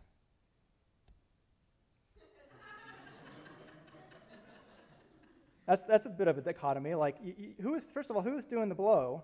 And because you would expect, it's got to be him. It's Grandpa. What the hell? Look how busy the environment is, all the wallpaper and stuff, the sense of history. Again, I don't know how conscious some of these choices are. Sometimes they're happy accidents, sometimes they're not planned. But there's a visual noise around him and a sense of history and stuff. And the genius moment of this scene is again, a progressive design change within the scene. One thing's going to change that tells you so much. He leans back. And he's gone. He's in another world. Very quickly, this film is about family and crazy family and them kind of pulling together and going on this journey. The dad is obsessed with winning. It's all about winning. So what do you see in the frame? Medals, celebrating whatever. And you look at their colors. What are they wearing? Green. And they're a funky family. They're totally dysfunctional, and they're crazy. And what does the painting look like back there? This weird-looking, horrible painting, Museum of Bad Art painting. These weird vases. They're all funky shapes, and there's a green background. That's his family. And there's meaning to that. And the family's falling apart. He can't hold it together. It's not what he wants. They're not perfect bottles. Even you go into the hotel room. There's a little bit of the color there. No, let's skip past this stuff. We'll talk about that later. So we're getting close to the end here. So association, relationship, progression. These are just words that I made up that have some meaning, but really, again, it's the ideas behind them. You're creating, it's visual symbolism, it's visual metaphor, it's whatever you call it. So In the Company of Men is this great misogynistic film. It's actually not misogynistic. That's the pretense. It's probably more nihilistic. It's about these two guys, and they hate women. They both have been wronged in a relationship. They're like, fuck women, and like, let's get even with one. We're going to do something so bold and so daring. We're going to make a bet to destroy a woman. These guys are pioneers. They're like the Wright brothers. Look! There's meaning to the fact that they think that they're going to be pioneers here. This woman, this is the victim they go after, and she's deaf. And this guy falls in love with her. And the other guy, you think, falls in love with her. But the other guy is truly evil, and he's trying to destroy her. And there's this great scene of him going to the bathroom. What's so great about that? What's he peeing on? Or what's he looking at? He's pissing on her. When you're watching the movie, you don't go, oh, dude, that was on her dress. No one remembers it, because this is like 20 minutes later. This might even be before, I don't know. Unconsciously, though, your brain is putting these things together. And in the end, he destroys both of them. And I'm sorry to give the ending away for all those of you who want to go see it. But he was screwing with both, and he consciously destroyed both of them. And he is remorseless, and he's happy. And you find out that he actually has a great relationship with his wife who loves him. And there was no reason in the world he was lying to set the other guy up to try to screw this girl when he was trying to screw both of them. And this guy, this is his house. And it's hard to tell, and I only noticed this, when I kind of nerd out and I kind of go frame by frame hunting for things.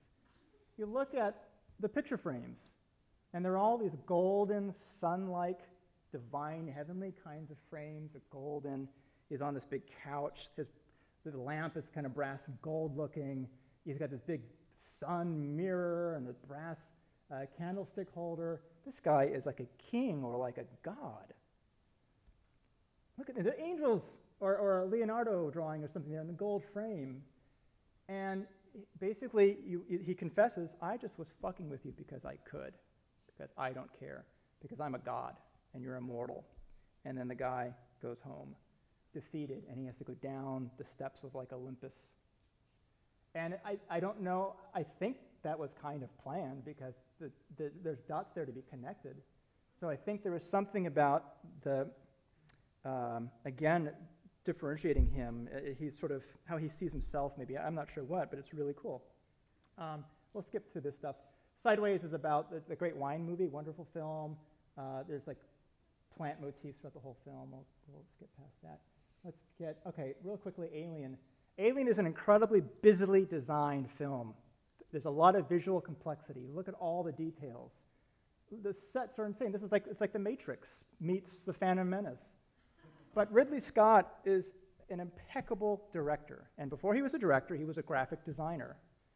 He knows about design. He's making specific design choices. He is so anal that I'm sure you've heard the story on Alien. He designed or had designed the labels of the futuristic company that manufactured the spacesuits and had those labels sewn inside the shirts where they would be. They're never in the movie, but he's fastidious. It's almost like Stanley Kubrick. But, so why would he have all this busy stuff? Well, he's using a very elemental design choice, which again, I only found by nerding through frame by frame. And there's a progression amidst all the busyness. There's a very simple progression from light to dark through the movie. You're in this dark spaceship, floating through, it's spooky, and then all of a sudden lights start turning on. Camera follows through, and you look at the shapes of this stuff. It's all mechanical and hard and busy, and it's getting a little softer. Lights are on. And now look at the forms. Soft, cushiony. You feel safe. It's on the floor there. Oh, I guess it's clothes. They go in the kitchen. Soft shapes, colorful. It's just like the pod where they woke up. You go into Mother. I feel safe. It's a small space. There's Christmas lights everywhere. It's all white. You go back in the spaceship. It's kind of creepy and dark. And then they find the astronauts go out. The guy gets hurt. They bring them back in. So you go from the dark, creepy alien world. I should have grabbed some frames. And you go back into the safe white ship. And they're in medical bay. It's bright and cheery and safe. You can see everything. Nothing's going to sneak up on you. And now, you go from this. Oh, wait, are these out of order? They are, I'm sorry. So this is where the alien disappears, and they go in. It's dark. It's light, but it's darker. When the guy wakes up, it's fully bright. You feel safer. Here, you're not feeling safe. You're feeling unsure. They're back in the kitchen. Now you feel really safe again. Whew. Scary part's over. Nothing bad can happen here, and I don't have the slide, so I'm sorry. But you know what happens. And what helps make that scene so powerful is that unconsciously, your guard is so down because you've been conditioned to think white is safe, dark is scary. White is safe, dark is scary. White is scary all of a sudden. And you're like, whoa, shit. Like if it was in a dark room, you would have been kind of prepared for it. So it's about using design choices to set up something, to lead to something, or to kind of almost like sort of subvert expectations. So they're even wearing white. Come on, it's what's going to happen when you're wearing white? You might spill wine on yourself, but so now monsters loose. You're back in the big scary spaceship. Blah blah blah, chasing, running, and she goes back to Mother to get help. Mother is safe. Nobody can sneak up on her in there. It's all these lights. And then there's the bad guy. And now she's trying to run away from him. But it's white. She's supposed to be safe. But wait a minute. Ridley did this before. And now he's the threat. And he's bleeding white. So he, again, subverted this unspoken expectation that she should be safe. Back into scary stuff. And also, there's space kind of closes up too through the story. So she's getting away to the ship. She's going to be safe. What color is the ship? White. It's safe. She's good. She's going to make it. Don't worry. Monster's dead. She's in her white clothes. She's safe again. But we kind of know a little bit better at this point.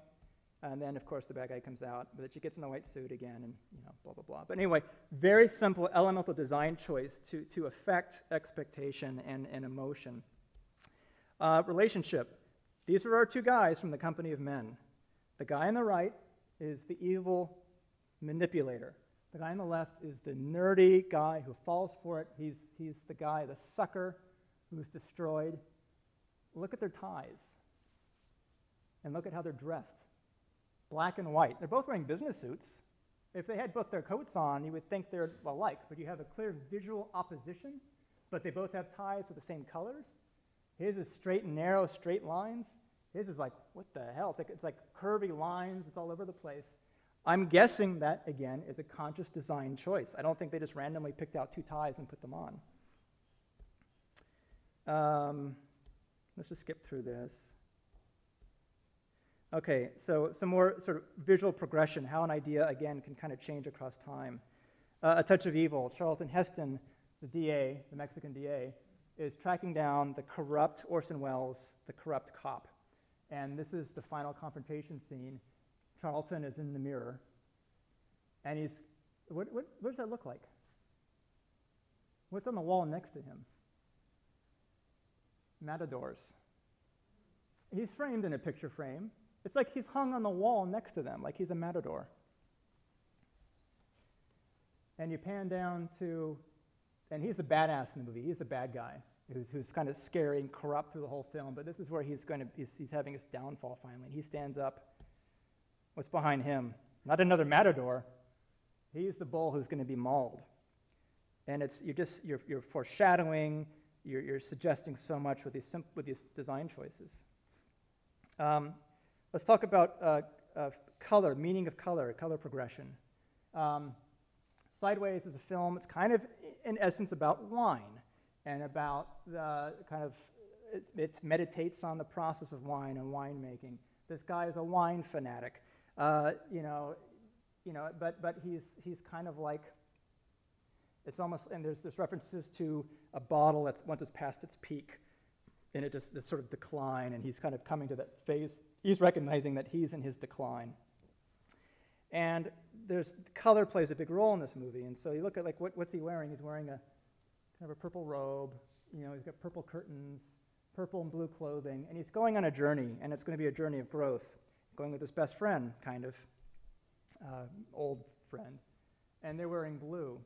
Now, young grapes are blue, right? I think, or green, or it depends on the grape maybe, but there's a color progression, or maybe it's just the design choice they made, that throughout the story they're always wearing blue. And gradually, towards the end, as he's growing, he's wearing red and then purple. He is a grape who's maturing on the vine. And his buddy, who is this total juvenile moron, is still wearing blue. He hasn't aged at all. Garden State's got some great design. I think we're almost, this is, I think, the last thing, and then we can do some Pixar stuff. This is about color progression, all his design choices, and so this guy is having a dream. The story's about this guy who can't feel. He's so medicated by his paranoid psychiatrist father that he cannot feel, and the movie is about him learning to feel emotionally.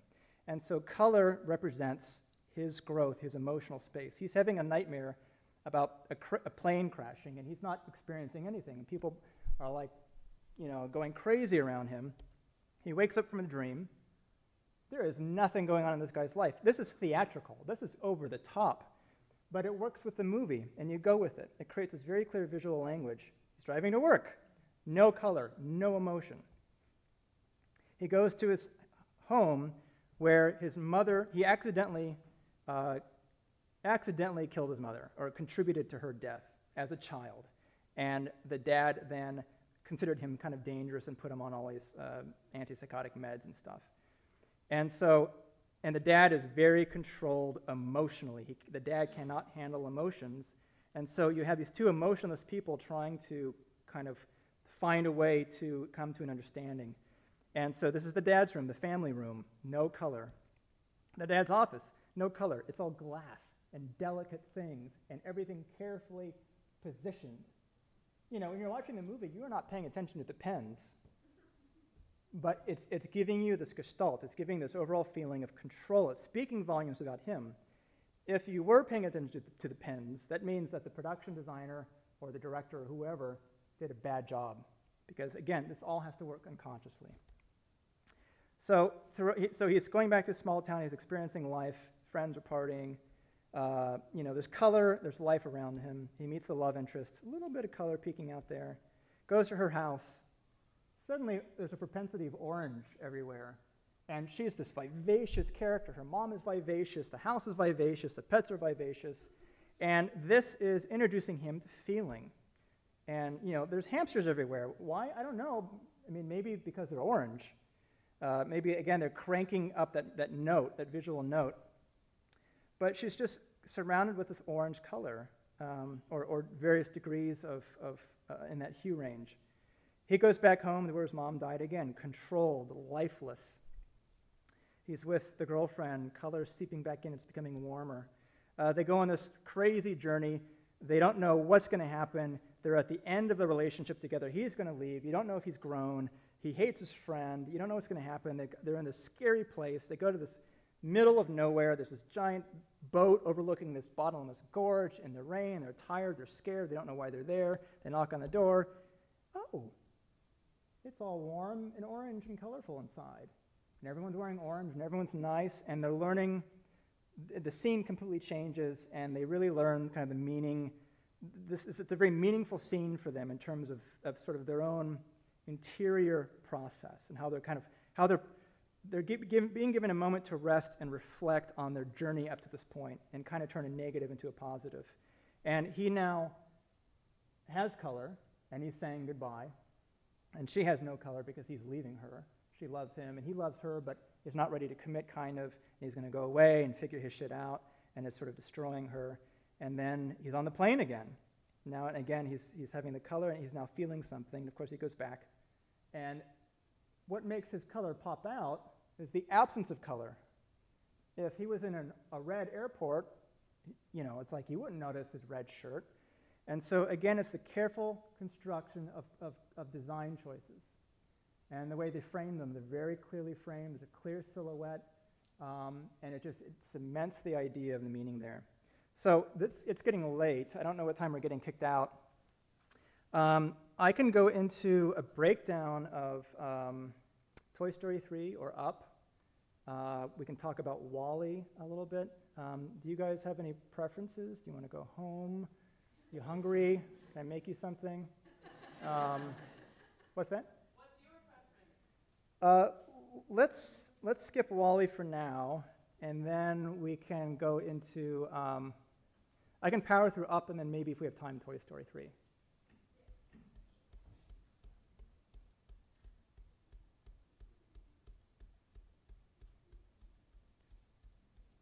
I didn't know I had so much stuff in here in WALL-E. Yeah. Okay. And I'm going to skip the sequence, and I'll just do stills so I can talk over it. So did you guys see Up? Okay. So Up, the opening of Up, just like the opening of WALL-E, are two beautiful examples of visual storytelling. And we're using every trick in the book. I didn't work on Up, so I can't say we, but the royal we. So Ricky Nierva and Lou Romano. Ricky was production designer, Lou was art director, I think. But they brought a lot of visual design logic, and also Ronnie Del Carmen was the story guy, and he brought a lot of this as well. This visual storytelling, and basically you're chronicling, this is like a flashback sequence at the beginning of a movie.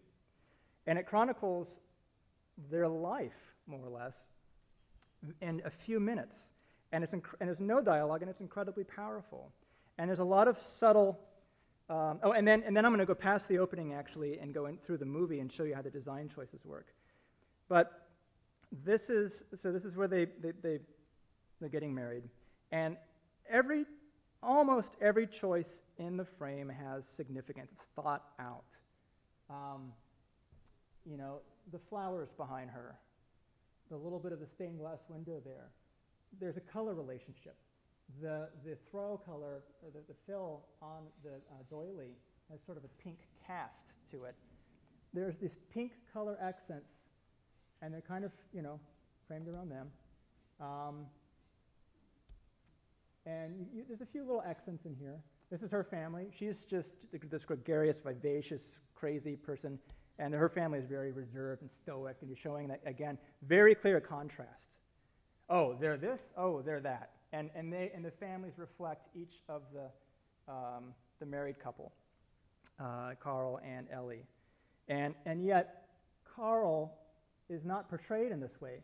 Carl is portrayed, you know, as youthful and alive and loving, but later when his wife dies, he becomes rigid. And so this is almost like this is like who he would be if he wasn't married to Ellie.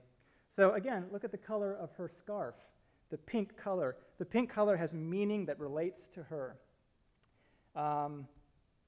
Look at their chairs.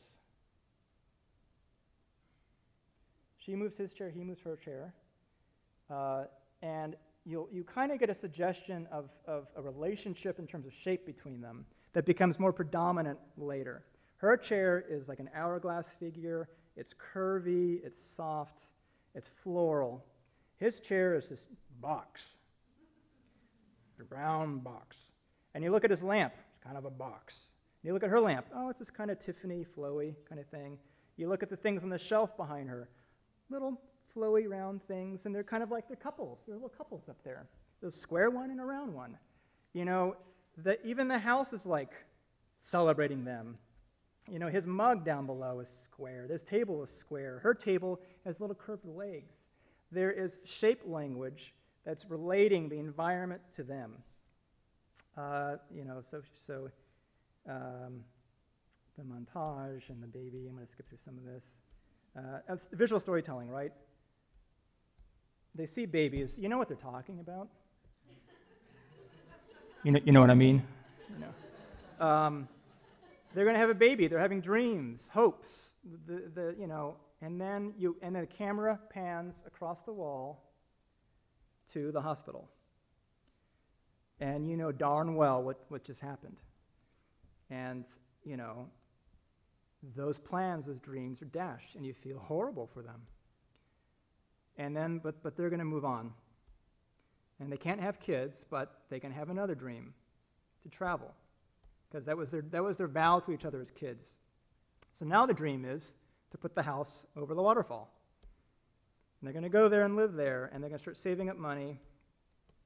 And then various misfortunes occur, and they get old.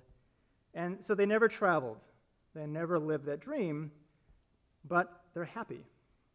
And they're alive. I mean, you know, they're happy, and you've got this warm pink color again, and there's love, there's happiness. And they're cleaning up one day, and he suddenly remembers, oh, the vow we made as kids to go there, and we're old now, and it's almost too late. So he goes to get the tickets. See how clear that ticket is designed? Airplane, Venezuela.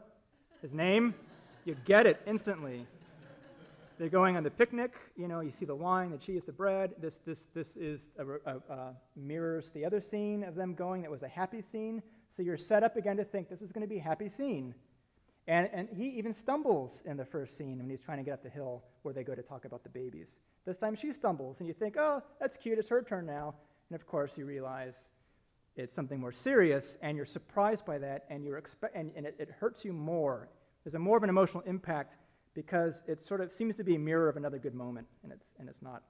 So pan into the room, there's this sort of pink glow, the pink flowers, and she's dying, and they have to say goodbye, and she passes away.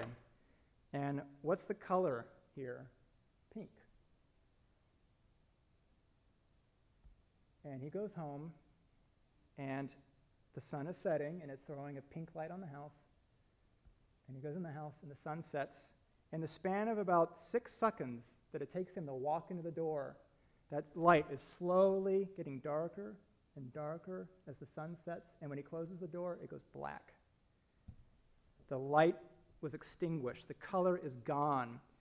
And we're not saying, hey, feel bad, or we're not saying anything. It's just the color language is communicating something on an emotional, psychological level, and it adds to the intensity of the scene.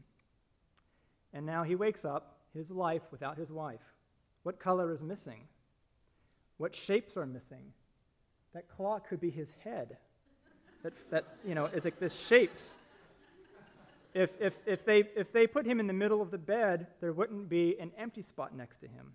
Not only is there an empty spot next to him, but the light is shining right on it, saying, "Hey, look at the empty spot." He's in shadow, and you have the remembrance of her shape language here to remind you, and it's a symmetrically framed shot, but it's imbalanced. Right? You have symmetry in the sides, but you have something here and something missing to emphasize the fact something is missing, something is wrong.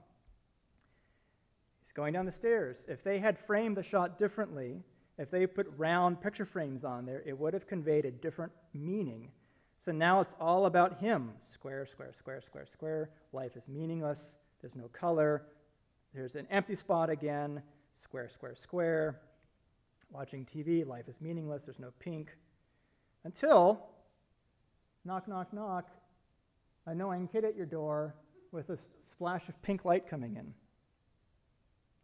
And this is Carl, who's now lonely, he's bitter, he's a bitter old man, doesn't want to be bugged by kids, doesn't want to be bugged by anyone, he just wants to be miserable.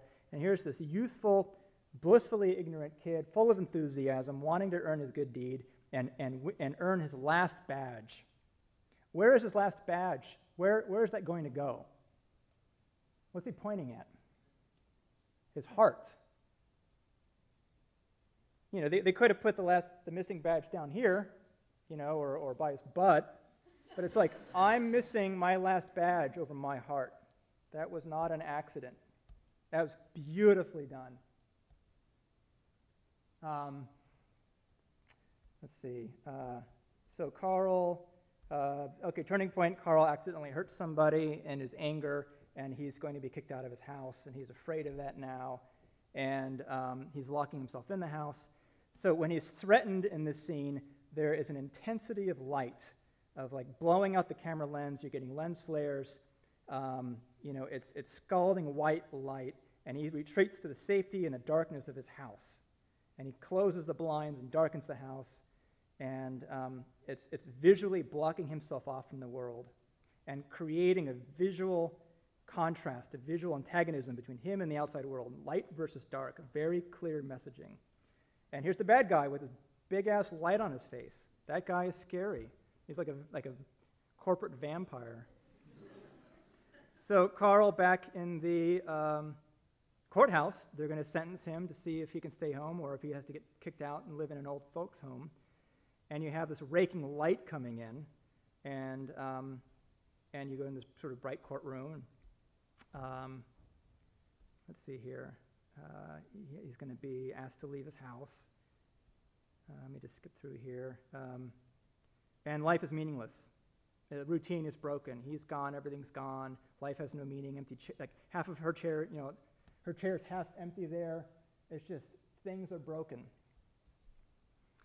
Gets the adventure book because he has to move out. He's losing his house. He's going to retire. He never kept his promise, and he's thinking, you know what? Fuck it. I'm going to keep my promise. And you know, he was a balloon salesman, I guess, at the zoo. And there were scenes in the opening montage of his cart constantly floating away, and he has to keep pulling it back down. So you had kind of a setup for that. And blows up all the balloons, pink on the house, pink sunlight. The light is in the house. He's happy. This is perfect. He's going to float to the falls. Life is good. And then ding dong, you know, and you see all that pink there again. And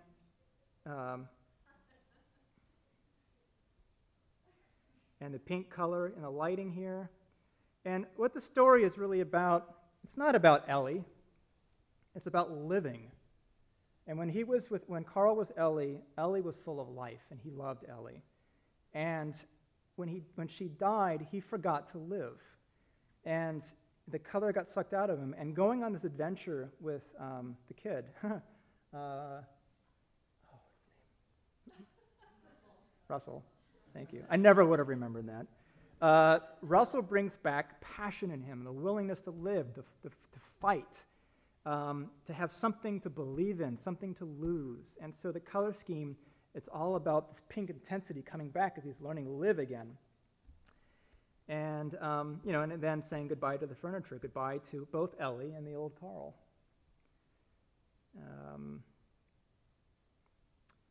So let's jump into Toy Story 3. So Toy Story 3 is a bookend. That's not to say there won't be more, I don't know, but in our minds, it's kind of a nice bookend. It really brings things around. It's a cycle of life thing, you know, for toys. So there were a lot of things they really wanted to kind of reference to make Toy Story 3 resonate with the first two and to be part of a continuing experience, an ongoing saga, and to be able to wrap certain things up. So there's certain homages. And so, of course, we have the fantasy sequence homage that you've gotten from the first two Toy Story movies. Of course, this one is cranked up to 11, you know, but this is the hyper-real world of imagination. And so the color choices, you look at the sky, that super saturated blue, and those slightly clouds kind of reminiscent of the Toy Story, you know, graphic cloud shape, but different enough that it's relating to that, but it's a weird, different fantasy interpretation. And then we go from the play to the title sequence. That's mom watching all the video footage of her son growing up. And here we're saying, oh yeah, remember Toy Story? And here's Andy. And what do you notice about the colors so far? That, to that, to that, that, that, that, blue. So colors have been coded into Toy Story. Blue, especially for Toy Story 3, mainly for Toy Story 3. Blue, and this is the work of Dice. Forgive me, Dice. He came from Blue Sky, an amazing color artist, amazing art director, and he codified all these colors through the movie, and so this is all his doing. So blue is the color of Toy Story, and that comes from Andy's wall. It had stars on it, but at some point the clouds became kind of, I don't know where the clouds came from, but the clouds kind of also became an iconic element in the Toy Story kind of lexicon, visual lexicon. So the blue sky with clouds has a particular meaning. It relates to his bedroom. It relates to the blanket, the Buzz Lightyear stuff. Blue becomes the color then of Andy's room. And what does Andy's room mean to the toys? All of their best memories are with Andy in Andy's room being played with. Blue is the color of love. It's the color of meaning. It's the color of safety, of being home. Andy is a teenager now, but he still likes blue, so it's still got to be a safe place.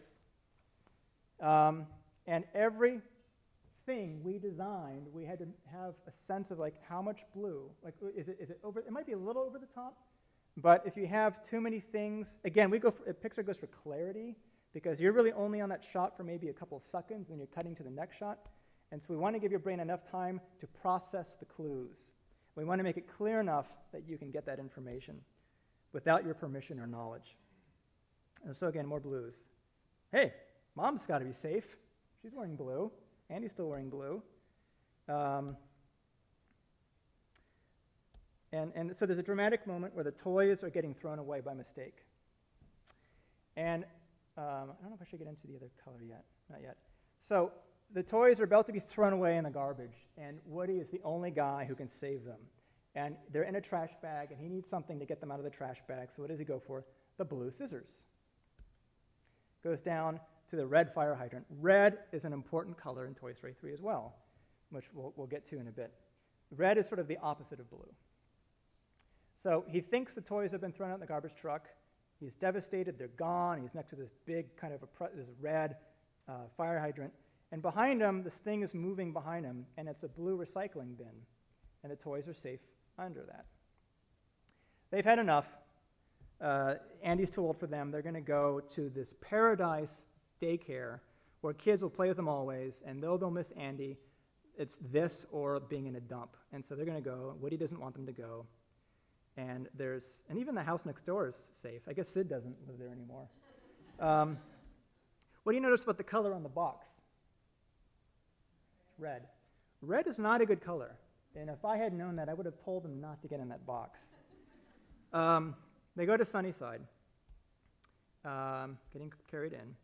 And there's this whole debate. Is Sunnyside heaven or is it hell?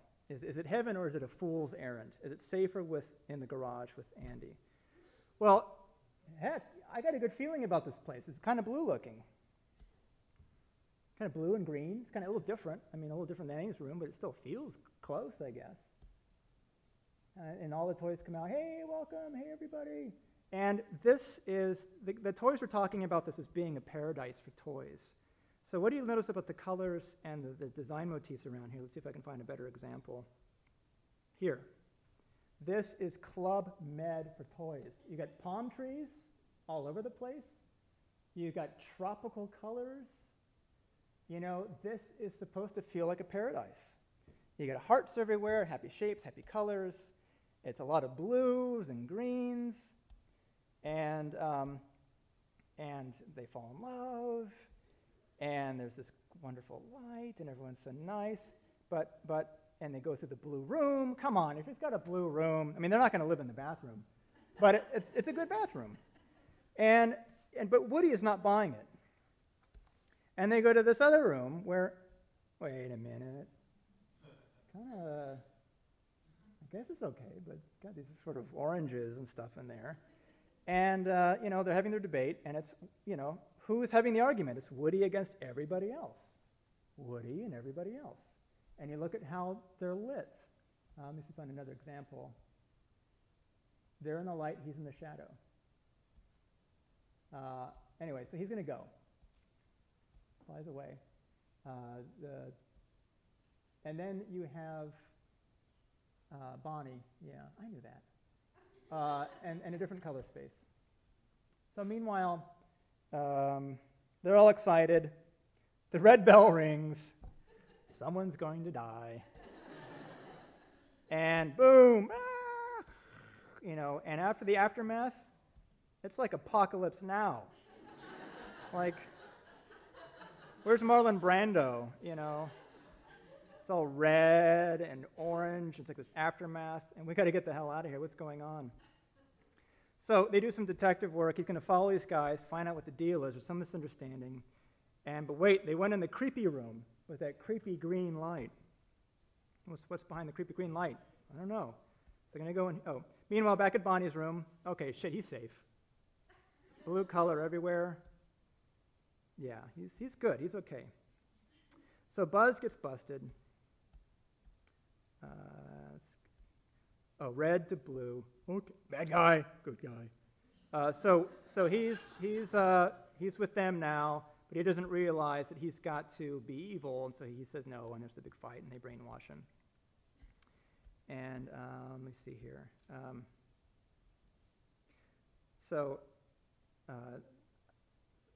The only thing I'm going to say about this shot is, for those of you interested in set design, or just any kind of narrative visual design, I think set design is genius.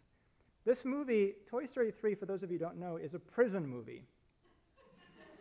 and they go to this place. It's not Club Med. It's a maximum security prison. And this is a preschool, right? But what does it look like? They're all in cages. All preschools have those things. What's outside the window? A guard tower? See the little thing with the ball that goes around the coil? You know, you've all seen those, right? You probably still have those, right? You guys are still young. That's barbed wire. Right? You have the visual language of a prison out of a daycare. And that you saw all the stuff before in the bright, sunny light, it looked like a daycare. But when you light it like in moonlight, suddenly it's like, oh man. You know, it's just great. So here's another example. Okay, so we get the story of why the bear is evil. And the color space now is washed out, weird, ochre-y, greenish yellow. He's telling a sweet story, but it's not a sweet color. It's kind of an ugly color scheme. Like, why would they choose, come on, DICE, why would you choose those ugly colors? The whole flashback sequence is tinted for a couple of reasons. One is it makes it feel old, makes it feel grainy like a memory. It makes it feel overexposed like old film. But the color design has a lot of meaning. And this is about kind of, I don't know what the exact meaning was, but this is the color. Oh, I'm so bad here. You can't film this. You're going to have to edit out me forgetting all these names. The bear, Huggy, Hug? Lotso huggin'. Lotso, he is a creature of hate and bile, and he was abandoned, and he doesn't care about anything anymore but himself. This color is like his soul. And so this is still a sweet moment, but you have this particular color scheme, and he's accidentally abandoned. Look at how horrible. That's like I'm waiting for like a mushroom cloud to appear back there. It's like post-apocalyptic, and they're abandoned. And this is all Lee Unkrich. Lee, the director, is an amazingly sinister person. I love his work. They go home, and oh, we're home, we're safe, and oh, he's been replaced, and there's that color again, and he's done evil, you know, and go back to the daycare. All right. So there's all the barbed wire again and the washed out color. It's still like kind of a prison movie. And Woody sneaks back in, and you're back in these sort of colors. There's the red. The red phone was not intentional because the phone is red. It just works, I guess. But he's got the plan to save them. Oh, and here's the evil monkey, the henchman of the bear. His color schemes are very similar. It's that sickly green-yellow. That was the color scheme in the vending machine where all the bad guys hung out. That's the color scheme in the flashback and here. And we'll see that color scheme again and again when it kind of relates to the bad guys. And then the red, of course. There's the red light on the camera, the red light, the red button on the alarm, the red on his pajamas. Buzz is here. Psst, I'm here to save you guys. How can you tell? The blue curtains around me. And they all come in to see him, and they're safe again. Like, we're going to get home. We're going back to Andy. We're going to be safe. We're going to work together. Fight the monkey.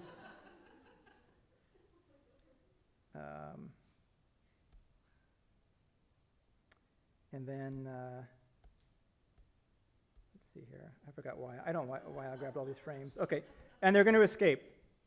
And, you know, are they safe? Well, that colored light looks pretty suspect to me, and then he shows up. So you've got this green, again, yellow, ochre light where they're not safe yet. They're having to confront the bad guy.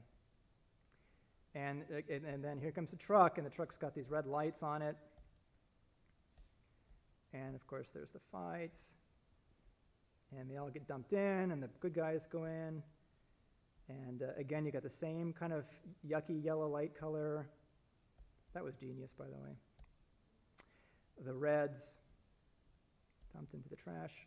So the palettes are carefully controlled. And now they're finding a way to escape. They see, wait, where is it? I guess, wait, did I pass it? I hope not.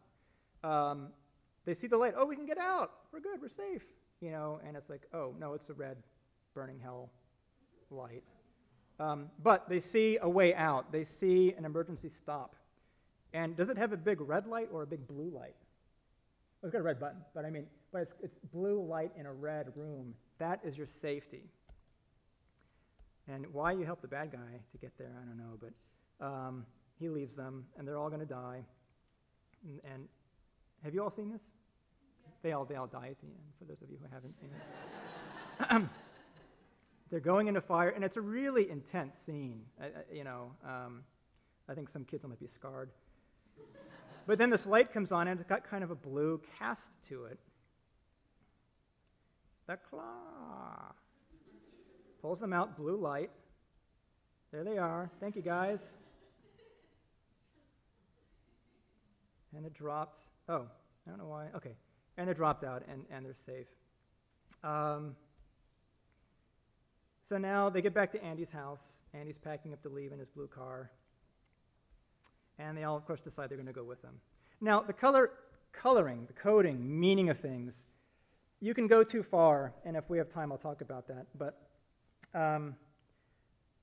like I said before, not everything should mean something. Only there should be certain meaningful choices to subtly put the message in. But if you overdo it and make everything in Andy's room blue, it's going to feel fake and contrived and obvious, and it's going to it's going to make the audience go, oh, that's a cheap gimmick, duh, you know, and it's going to take them out of the movie. So, you know, there are red things in the room. They don't mean that desk, that's not like an evil desk. It's just a red desk, but we tend to shoot around it, so it's not a predominant design element. That lighting is very intentional, framing the characters, you know. There again, look at the box. It's a spotlight on that thing. It's leading the eye. And then we go, and so some of the colors associated with Bonnie were these greens and yellows.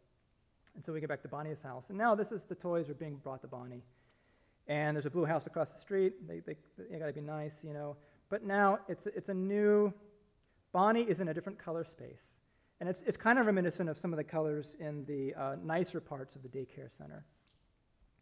And so so now in a way, they're being adopted by someone else, And their color for safety is now kind of this yellow-green color in a way, and there's still some blue in here. But they've been handed off. I mean, and the coloring kind of underscores that shift from one color space to another color space. And it's not a red house, you know, there's not a big red bucket there. It's very carefully chosen colors. And then even composition, going from a shot like this to a shot like that, where it's like, goodbye, Bonnie, but really it's goodbye to the toys. And goodbye to Andy. And then we have this nice bookend thing here. You pan up to the clouds, the Toy Story clouds. And they're very iconic, again. And they contrast with the clouds at the beginning of the movie. So that's that.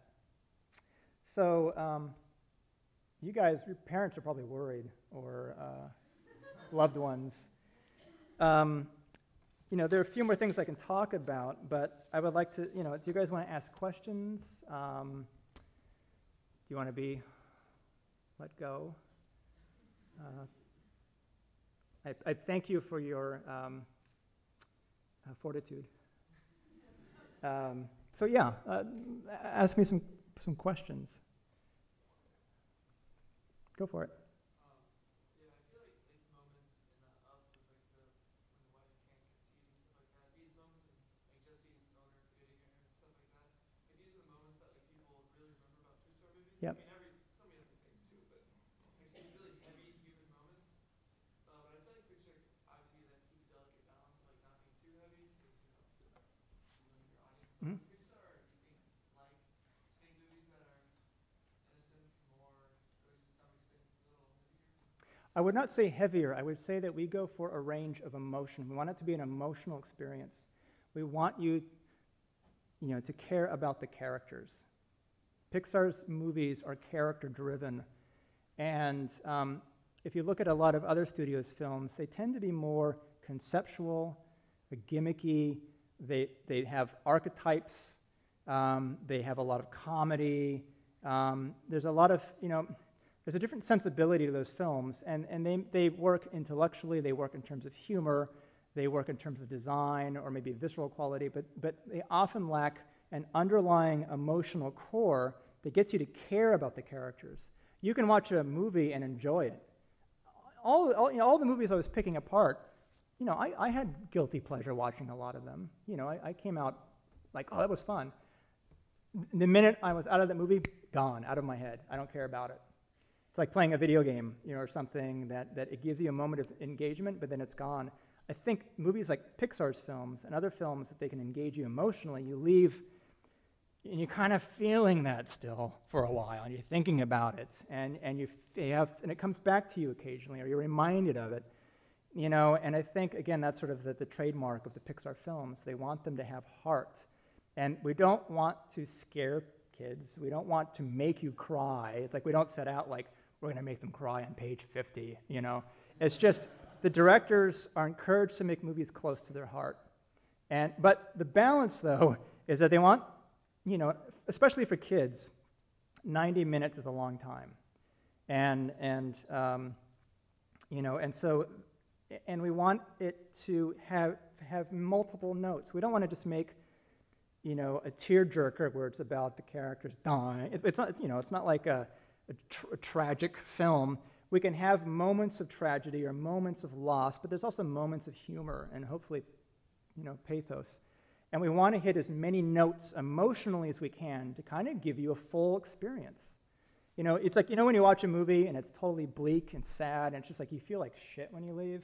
Like, did I have to watch that? And then likewise, you watch a movie, it's just happy and vapid and bubbly, and you kind of go, that was just kind of fake, you know, because people aren't happy all the time. But when you have an emotional range, it not only is in a way more, it stimulates you more emotionally. It's like having different flavors in a meal. But also, the orchestration of different emotions can enhance other ones. It's like, again, an Alien, when you go in this kitchen and it's, in the little space cafe, you know, and they're eating, and it's all white and you feel safe. That was orchestrated so that when it becomes scary, it's doubly effective. And so having emotional arcs and changes, you know, as you crank one up, it makes the other one can make another one more powerful. So anyway, that's I think what they're going for. Yes? I have a question about, I know you were going to show some of the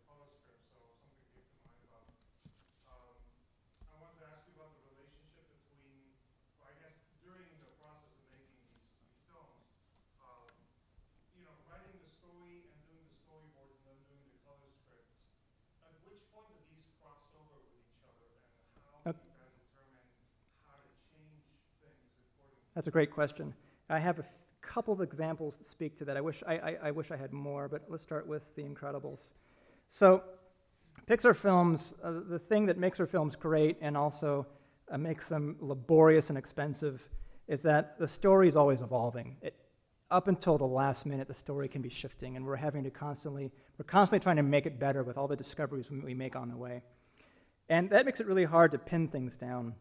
The color script is a guideline for how these visual design choices map across the movie, how meaning maps to these dramatic moments.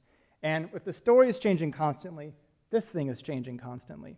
And so there's different stages of color scripts that are done. And there's a reason why color scripts look like that or like that. Like, how rendered is that? It's like, oh, come on, Lou. You spent like 5 minutes on that panel. You're not an artist.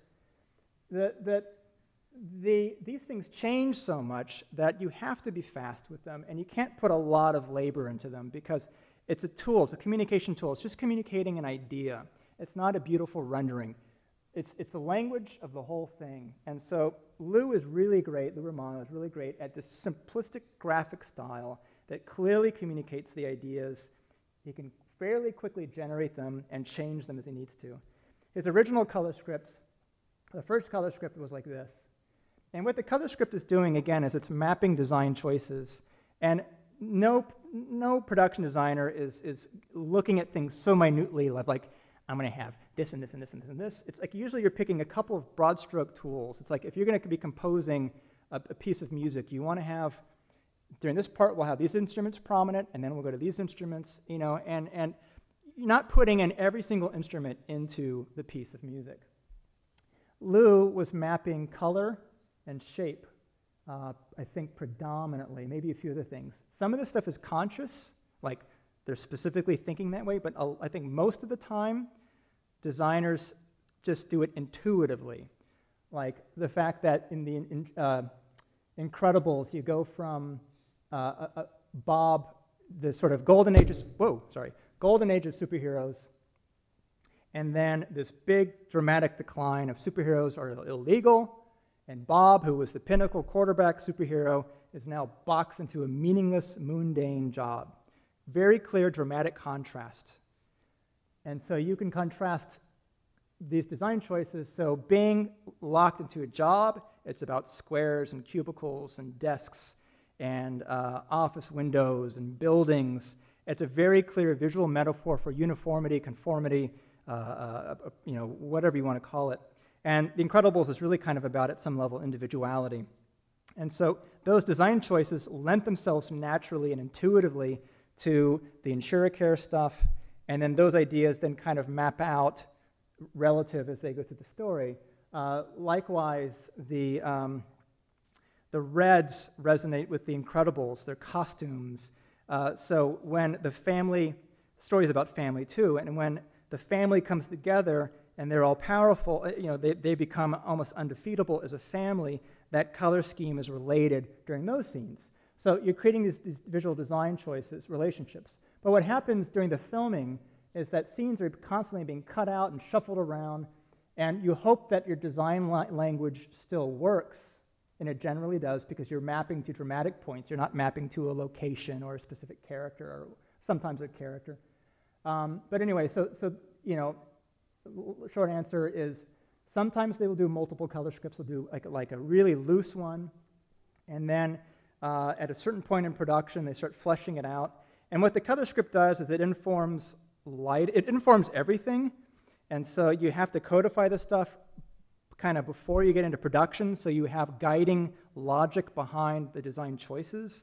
Like, if the insurer care was about squares, we didn't want to have any round objects in his office, or we didn't want to have any color. So we had that as kind of rules. And likewise, Wall-E, for instance, had no green in the opening of the movie except for the plant. That was very conscious. They'll then, as they're getting close to production, and production needs to start knowing, even pre-production, they'll have this. And this will evolve throughout the film, and it's constantly being updated. Hopefully, again, the rules abide. And then what this informs later is it informs the lighting design. And I did not grab Lou's color stuff, but these are mine. And so color scripts, this is a cross between a color script and really a lighting keys. But the color script is the basis for lighting keys. And so after Lou did the color script, sorry, whoopsie, here, Lou would then go into a sequence and take, maybe there's like 5 or 6 particular unique lighting setups within that shot. He would then paint those with more detail that informs lighting, color, directionality, shadows, shadow colors, all the nuances of how to light the shots.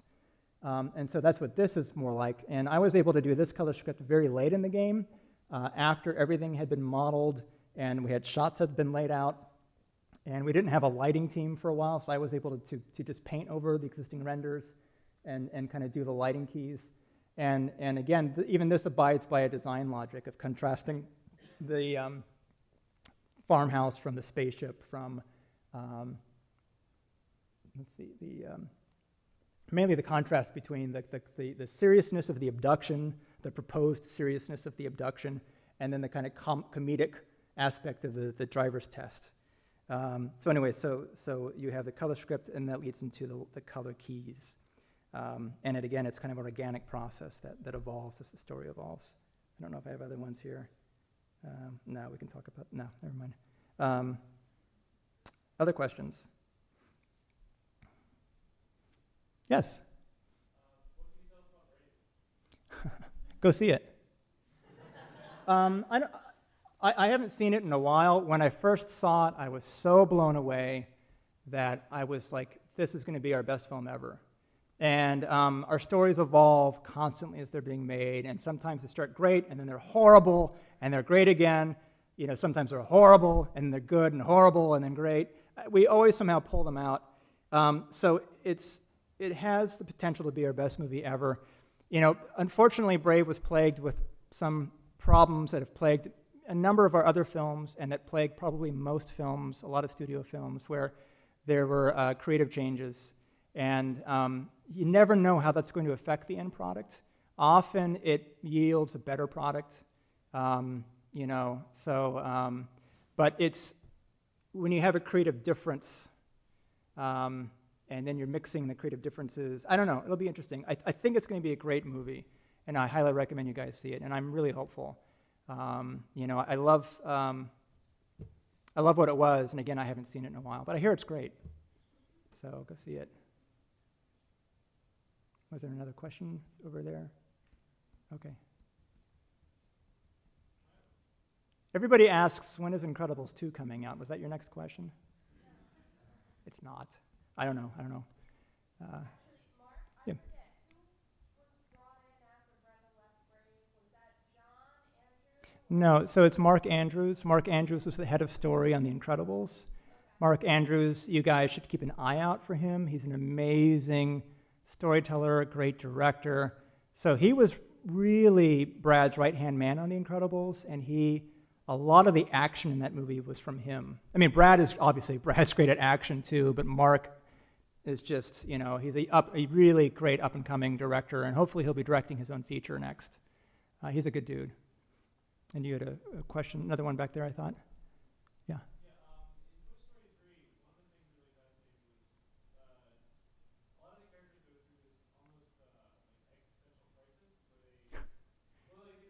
Yeah. In a very real way, they are not individuals. Was that like a really intentional motif, or was that That they're not individuals? Oh, that they're not special or what have you, or? Okay.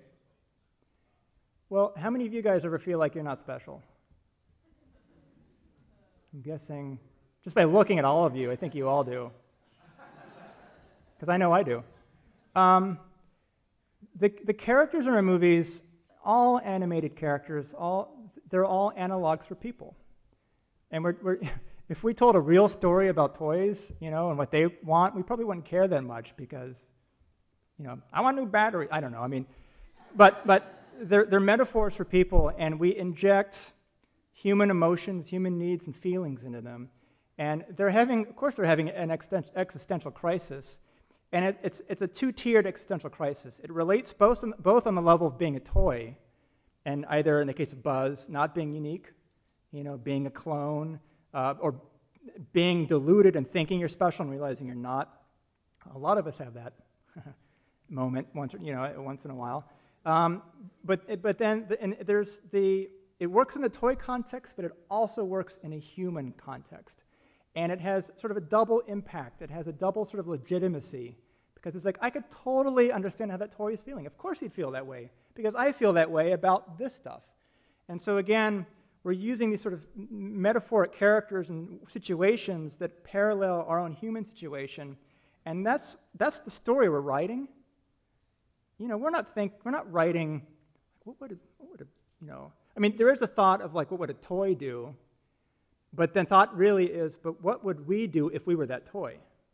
Or what are things that have happened to us that would be a parallel in a toy, so that there's always that one-to-one. Yeah, that's just inherent in all of the writing. It's very, very humanistic, I guess, or I don't know.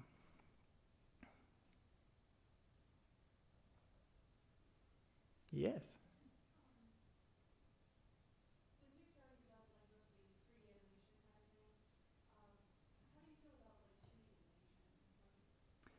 That's gone. That's forgotten. That's a dinosaur. No. So how do I feel about 2D animation? So I'm going to say the same thing that I think every single person at Pixar has said in answer to that question, from the director down to whoever, that 2D is a medium, 3D is a medium. Like, when I don't think watercolor is dead because there's oil, and so forth. It's a storytelling medium. Each medium has its own advantages and trade-offs and disadvantages. They're each effective in different ways. And in the hands of a master storyteller, the medium is immaterial, because they will find a way to use it to craft an amazing story. Brad Bird, and of course John Lasseter, I mean, all these guys came out of 2D. They love 2D. They are the pioneers of the 3D medium. They didn't go to school to learn how to do 3D computers. They learned at Disney and CalArts, and they love 2D. And the 3D tool became a new medium to take the same principles and the same goals and objectives. They are crushed that there's no more 2D market. It's not to say that they would jump in and make a 2D movie, because they love the medium. But there are many filmmakers out there that make amazing movies in that medium. And there's some, trying to think of recent examples, the Triplets of Belleville and the Secret of the Kells. And that medium is a lot cheaper at the same time than CG. And it gives filmmakers a chance to tell really amazing stories in that medium without needing hundreds of millions of dollars. And it just, and you can be graphic in a way, and you can do things stylistically in a way that you kind of can't do in CG without making it even more expensive. So I love Miyazaki movies. We just saw the last one. He didn't direct it, but he designed it. The Arrietty, Secret World of Arrietty. I wasn't thinking, I wish this was in 3D. I was just like, this is beautiful, So I'm agnostic. I just want a good story, and I want it well done, well executed, 2D friend. Stop motion is another medium, right? And that's got, I don't know why it's lost legitimacy. That is being seen as archaic. There are not many movies made in, except for Leica, and Aardman, God bless them. It's as viable and vibrant and wonderful medium as anything else. And you get a different aesthetic and a different feel, and you can do different things. And that medium's been evolving tremendously in the last decade or so. If you look back at Nightmare to what they can do now, it's like, God, what an evolution in the art form. But, I guess audiences just aren't going. I think audiences are entranced with the new tools. And you can do a lot of cool, shiny stuff in 3D. And in CG, you're constantly able to raise the bar.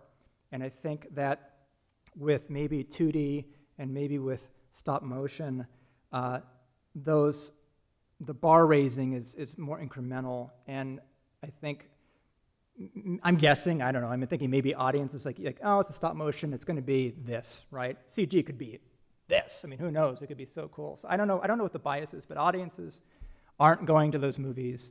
Thus, studios don't want to pay for them, and thus many people aren't making them, which is kind of a shame. That's my soapbox. Yes. Do you guys use motion capture or is this still? Everything we do is motion capture. No, I'm a total sarcastic asshole. I'm sorry. Even my kids are like, Dad, are you serious? Are you being serious? Them's fighting words at Pixar. They're not shy about sharing their feelings about motion capture. From John on down to every animator. Motion capture is evil. It's cheating. It's like rotoscoping. Now, I don't have a... I think rotoscoping can be great. And you look at the Golem. I don't know how much of it's rotoed versus hand animated. I think there's a large roto basis, and maybe the face is more hand animated. You look at Avatar. The technology is getting pretty good, but the technology right now is only so good, and you have to spend a lot of time, a lot of money to make it work. Otherwise, you get Polar Express, or you get, there's not a lot of fidelity yet, even still, in those movies. And when I watch the Zemeckis films, even though there's neat design and stuff, I just feel creeped out when I watch those movies because there's something slightly soulless when they're using more of a procedural mocap kind of performance. And the reason Avatar has such beautiful mocap and the Golem in The Lord of the Rings has such beautiful mocap is that Cameron is just the biggest perfectionist and not the nicest guy, but he wants greatness, and he's going to get it, and he squeezes everything out of the tool set and out of his people who work for him to get wonderful, high-quality work, because he understands if for one moment the audience thinks this is some rotoscoped dude and the technology, or there's some distancing that gets in the way, they're going to lose engagement with my world and my characters. And the story is imperative to him, the investment in that world. So he's powerful enough as a filmmaker in terms of getting the money, to spend the money to get it right. He can do that. But that's an expensive way to do things, and the technology is not quite there. I think it will be there pretty soon, and I think it'll get to a point where rotoscoping, once it loses that uncanny valley kind of thing, it'll become a pretty common thing. And it has its place in live action films and doing any kind of match move type stuff. Obviously you want to use it. But one of the trade-offs, though, is that, and I think where the Pixar people take their stand, they're not angry at the technology. They don't have a problem with it unless it's done poorly. What animation inherently is about is caricature. It's an interpretive art form. They don't want to emulate reality.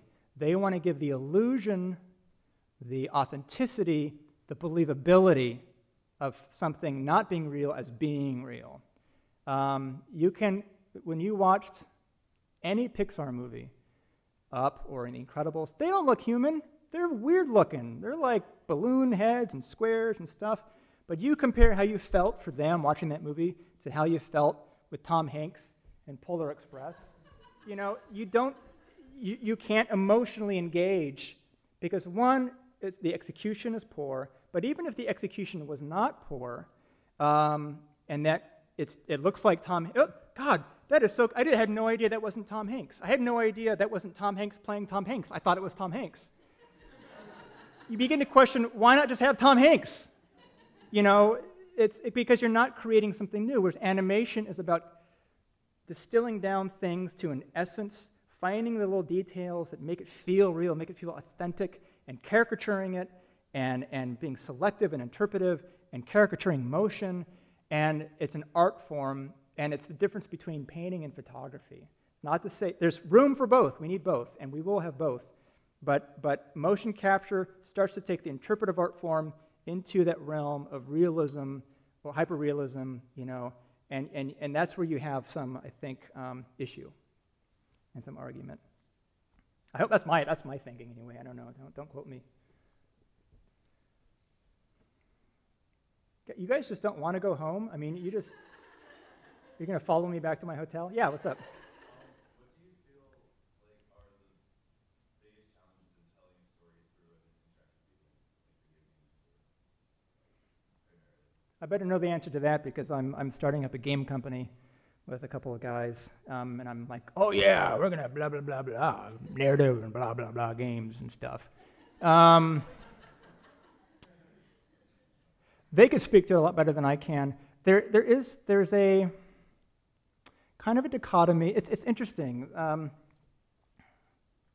I read an article by, I forgot the guy's name, he's some big game designer, very controversial, and he had gave a controversial speech about how narrative and stories in games, like, you know how games are becoming increasingly cinematic, and these AAA games have these big multi-million-dollar budgets of these cinematics, these storylines, and he says, that is killing games. Story is evil, does not belong in games.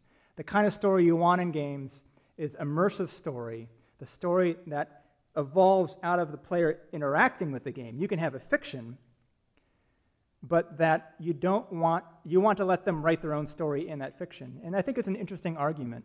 I don't know, I agree with parts of it. You know, I have this sort of idea of like, I want to bring my narrative training to games because I think there's a lot of opportunity to add narrative storytelling where you can do it in a way. Right now, how a lot of narrative stuff comes in, it's getting better, but I think historically you would have gameplay, get to the end of the level, and boop, character walks up, blah, blah, blah, blah, blah, blah, blah, and, you know, go save Binky the star, you know, and that's the story, right? And blah, blah, blah, and you, like, okay, start level, now play, right? There was a dichotomy, a break between gameplay, story. It's getting better, I think, and I'm not a gamer, I'm not versed in this stuff, but I mean, the bits that I've seen, there's becoming more of an integration between gameplay and story, and I think that's cool. And I think there are ways that I'm hoping to bring a lot of these tricks to the visual storytelling, so you're conveying a story in the context and the experience of the game where you're getting clues and pieces of information, so you're not being broken out of the fiction. Because I think the same rules apply, right? You know, the vivid and continuous dream. You want to be in that story, you want to escape in that story. You're reading a comic and the phone keeps ringing. I just want to read it, you know, or a great book or a great movie. You don't want to be interrupted. You don't want to be reminded that you're reading a book. Or like having a dream. You don't want to wake up out of a dream because then you kind of can't get back into it anyway. So I think a game experience is the same way. You're in the fiction of a game, and you want to keep players not only in that fiction, but using story and these ideas to deepen the game experience and make it even have a little more impact. And that's kind of the crusade I'm on. I don't really know how. I have to look at the game we're making and find the opportunities for that, and I'll learn with what works and what doesn't work. And as we do each new game, I'll expand, I think, our sort of vernacular, you know, and range of how we're accomplishing that. And we're not reinventing the wheel, but again, it's just finding ways to underscore a gameplay experience or a particular impact we want to have on the gamer. You know, I don't know. It's interesting because it's like inherently a narrative experience is dictated. You're there, and you're going to feel what I tell you to feel, and you're going to see and think what I tell you to see and think, and whatever. An interactive experience is like, okay, here's my house. You can go anywhere you want, do anything you want, right? I mean, it's you still have boundaries and rules, but the value of the interactive medium is that you are empowered to go where you want, shoot who you want, and whatever the extents of the game are. And, you know, I don't know, the narrative needs to come into a way where it adds to the experience, it enriches the experience, and doesn't just detract from it. So I don't know, that's my theoretical answer. I'll go play a few games and let you know later what I think.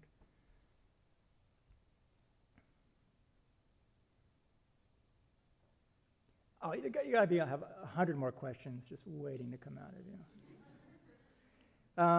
Well, maybe I'll just use this opportunity to thank you guys. And I'm really happy to come here, and I got to meet a few of you, and that was really fun, and you guys have great work.